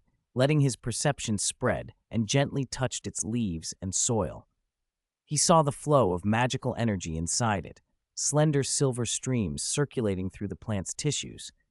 That flow carried a quality he could feel more clearly now that he had begun nature magic, not the plant's feelings in human terms, but the tendency or attribute of its magic. Some plants had gentle tendencies suited to healing, like white dittany. Others had violent tendencies, fit for attack, like venomous tentacula. The mandrake's was unusual. Carefully, Regulus guided a thread of nature magic to establish a connection with the seedling's energy. The plant sent back a response, a naturally chaotic, unformed shriek, a vibration at the magical level that carried a sense of soul discomfort. Amplified 1,000-fold, sound could be the carrier and amplifier of that tendency, and the scream would be deadly. Now it was weak. Regulus broke the contact after only 3 seconds. Even so, he felt a mild nausea, like the queasiness after a rough carriage ride. A faint dizziness pressed at the back of his mind. It dissipated quickly, but proved the danger. He couldn't investigate openly. The mandrake seedlings belonged to Hogwarts and were carefully catalogued. Even one missing would cause trouble. Professor Sprout would not allow students to extract magical energy casually, even briefly. But the Black family kept mandrakes in their herb garden in Cornwall. The family's garden was strictly managed, but as heir, Regulus could use what belonged to his house. He calmed himself and started loosening the soil around the seedling, moving with care and gently scraping away the topsoil with his trowel to expose the fine roots. The mandrake roots were pale yellow, resembling small ginseng with many branches and tiny motes of magical light on their surface. Avery stood nearby, handing tools and steadying the pot when needed. They worked well together, although Avery's movements were sometimes imprecise and nearly nicked the roots. No serious damage was done. Other groups were less fortunate. One Hufflepuff boy applied too much force and snapped a root, losing 5 points at once from Professor Sprout. The class moved along briskly. When the bell rang, most students had finished repotting, transplanting seedlings into larger terracotta pots, filling them with fresh soil, and watering them with nutrient draughts. The mandrakes perked up in the new soil. Their leaves swayed, and the little purple flowers opened a bit more. Just as Regulus was about to stand, Professor Sprout called, "Mr. Black, please stay a moment." Students drifted out. Avery looked at Regulus with a question in his eyes about waiting. Regulus shook his head, and Avery went with the others. Only Regulus and Professor Sprout remained in the greenhouse. She removed her gloves, wiped her hands on her apron, and approached. Short and somewhat plump, she nevertheless carried herself upright. Years of outdoor labor had suntanned her face, and her brown eyes were kind. "We talked last semester about the emotions and magical energy of plants," she said softly. "I remember you asking then if the bubotuber exudes pus when it feels pain." Regulus nodded. "Many magical plants do exhibit simple emotions," she continued, "but the word emotion is imprecise when applied to them." She went to a pot of white dittany and lightly touched its leaves. "They grow, they react, they possess magical energy and responses. Pain, joy, anger, those are human labels. They don't always fit." Regulus listened intently. The professor was saying something he had suspected. "But the magical energy of plants does have properties," she said, turning to him. "Some properties are gentle and beneficial to wizards, so we call those plants good. Some are violent and harmful, so we call those bad. The energy itself has no morality, only tendencies." She met his gaze. "I also mentioned then that the mandrake's cry contains intensely disruptive mental magic. That energy interferes directly with a listener's psychic stability, causing a collapse of consciousness, a mental-level fatality. Mental collapse then triggers physical chain reactions, so the cause of death is a dual collapse of body and mind." Regulus nodded. The professor's earlier explanation had indeed been that clear, and he remembered it well. Professor Sprout shifted slightly. "But more fundamentally, its magic contains a tendency toward decomposition. That tendency spreads through sound, acts on the bodies and souls of living things, and causes structures to disintegrate." Regulus's heart quickened. A tendency. He had just been sensing that concept himself, and now the professor had said it aloud. Could she have discovered something new? Regulus stood still, his fingers moving unconsciously, lost in thought. Professor Sprout's words echoed in his mind. Emotions are unreliable. What is real is nature. Magic itself carries tendencies. He suddenly understood something. After inheriting nature magic over the holidays, after guiding the White Dittany's magic to heal wounds and watching plants wilt and recover, he had vaguely sensed tendencies in that magic. Some magic was gentle like spring water, other magic was violent like fire. But his earlier impression had been crude, more like what his family called the nature of magic. He'd assumed it was a rare, secret knowledge. Now he realized Professor Sprout had spent 20 years teaching herbology and tending hundreds of magical plants. She had seen how venomous tentaculi paralyzed animals, how devil's snares tightened their vines at night to drain life, and the whole cycle of mandrakes from seedling to maturity. She must know far more than he did. His knowledge had come from an inheritance and from experiments. Hers came from decades of practice and observation. The small, newly risen sense of superiority evaporated. The mandrake seedling's magic is not yet complete, Professor Sprout continued, so its cry can only cause discomfort, not death. The magic is present, but not strong enough. She looked at him, and Regulus met the professor's eyes. Gentle brown, crow's feet at the corners, looking at him with a depth that made him feel seen. He realized she had noticed. She knew he had used nature magic on the seedling, that he was probing the nature of magic, and perhaps even that he'd acquired some of its techniques. That was fine. Nature magic didn't need to be hidden. Since she had seen through him, he could ask openly for guidance and practice openly. She didn't rebuke him. She taught, plainly and directly. Sound is only a medium, she said. The real danger lies in the nature of decomposition itself. That is the tendency of magic. The seedling's magic is incomplete, so its cry only causes discomfort. The mature plant's magic is whole, so its cry is lethal. She softened her gaze. Researching magical properties is a valuable path, but also very dangerous. Some properties, once triggered, leave no chance of recovery. Mandrake is only one example. Think of the nerve paralysis of a venomous tentacula, the life absorption of a devil's snare, or the physical pulverization caused by a whomping willow. She was warning him, don't focus only on the surface of magic. Try to understand its deeper nature. Don't rush at dangerous plants. Build knowledge and protection first. But more than that, each of her words unlocked something in Regulus's mind. Paralysis, absorption, pulverization, decomposition, these weren't spell names. They described outcomes, final states that magic produced. Magic itself carried the properties that led to those states. In that context, the words felt conceptual, more fundamental and abstract than any single incantation. This was real guidance. Regulus had half-formed ideas before, vague and uncertain, little bubbles of inspiration. He might have discovered these truths himself someday, or not. He might take detours or miss key clues. Professor Sprout had pointed it out directly, saving him time and clarifying a direction. He didn't know how near or distant that path was, only that he would follow it. Sometimes one sentence from a teacher is enough. Thank you, Professor, Regulus said, bowing sincerely. Professor Sprout smiled, the wrinkles around her eyes easing. You're talented and full of ideas. Stay curious, but be careful. The magical world is vast. Some things take time to understand. Regulus nodded gravely and thanked her again. He remembered similar advice from Professor Flitwick after Charms. Magic is there. Everyone understands it differently, but you must believe in the power of the mind. The two professors had different ways of speaking, but the core message was the same. Don't be hasty. Take your time and keep an open mind. Walking back to the castle, Regulus folded their words into a map in his head. Another thought crossed him. How powerful was Professor Sprout, really? Could she apply the tendencies and properties she'd described, or were they simply observations she'd summarized? He didn't know for sure, but one thing was clear. She was not merely a gardener. Her grasp of magic was deep and systematic. Gentle, patient, and unassuming, she could still hit the mark with a single pointed sentence. Flitwick had shown him the irrational side of magic. McGonagall had pushed him to probe the essence of transfiguration, and Sprout had pointed him toward nature magic. Every professor at Hogwarts guided students in their own way. They were all, in their own fashion, good people. Regulus felt a warmth at that thought, but it passed quickly. Feeling was fine, but what mattered was turning it into action. transforming inspiration into effort. As for Slughorn, the old, dear professor, he could worry about his gold on his own.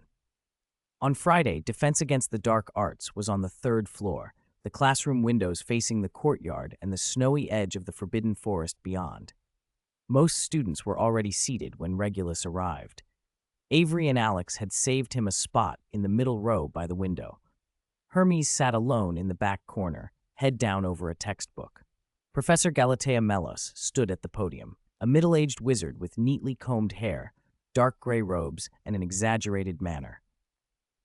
Today we learned 2 things, Professor Melos announced, opening his book. First, the flare charm. The incantation is Scintillation Burst. It creates a red signal light to warn companions if you're lost or in danger in the wild. He wrote the spell and its pronunciation on the board. Twist your wrist like this, wand tip up, and when you cast, imagine a burst of red or green light from the wand tip, then sustain the spell. He demonstrated, and a fist-sized red orb floated from the tip of his wand, hovering and glowing softly. After 3 seconds it turned green, then winked out without a trace. It's a safety spell, no harm intended, Professor Melos said. Now practice in pairs. Students paired up. Avery was Regulus's partner. Regulus produced a perfect orb on his first try. Right size, pure color, correct duration. But his mind was elsewhere. Another thought surfaced. Light source magic. Light's essence is wave-particle duality. Red is about frequency. He stopped himself. Don't think of quantum duality. Don't think of frequency. Think of magic. What if a flare does more than emit light? What if it carries information?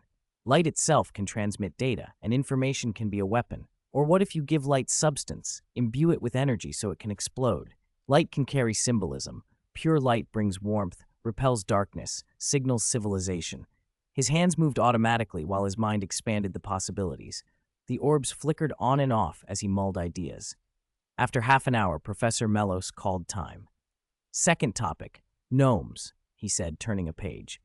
Gnomes are magical creatures, about 30 inches tall, with pointed ears. They like to steal magical plants and are commonly found in gardens and courtyards. They're pests. The book had simple diagrams and anatomical charts to help the students identify gnomes. To deal with gnomes, use the gripping charm. Once you grab one, spin it and throw it back out of bounds. He intoned the spell and made the gesture without demonstrating. We'll practice this in our next class by clearing the Hogwarts courtyard of gnomes. Today, we'll only learn the theory. A low cheer rose from the class. Practical lessons were always more fun than theory, especially in a subject that should be exciting but often wasn't. A few Gryffindors already whispered about how far they could toss a gnome. The Slytherins watched with restrained interest. Regulus felt little enthusiasm. Gnomes were low-level creatures with almost no combat value.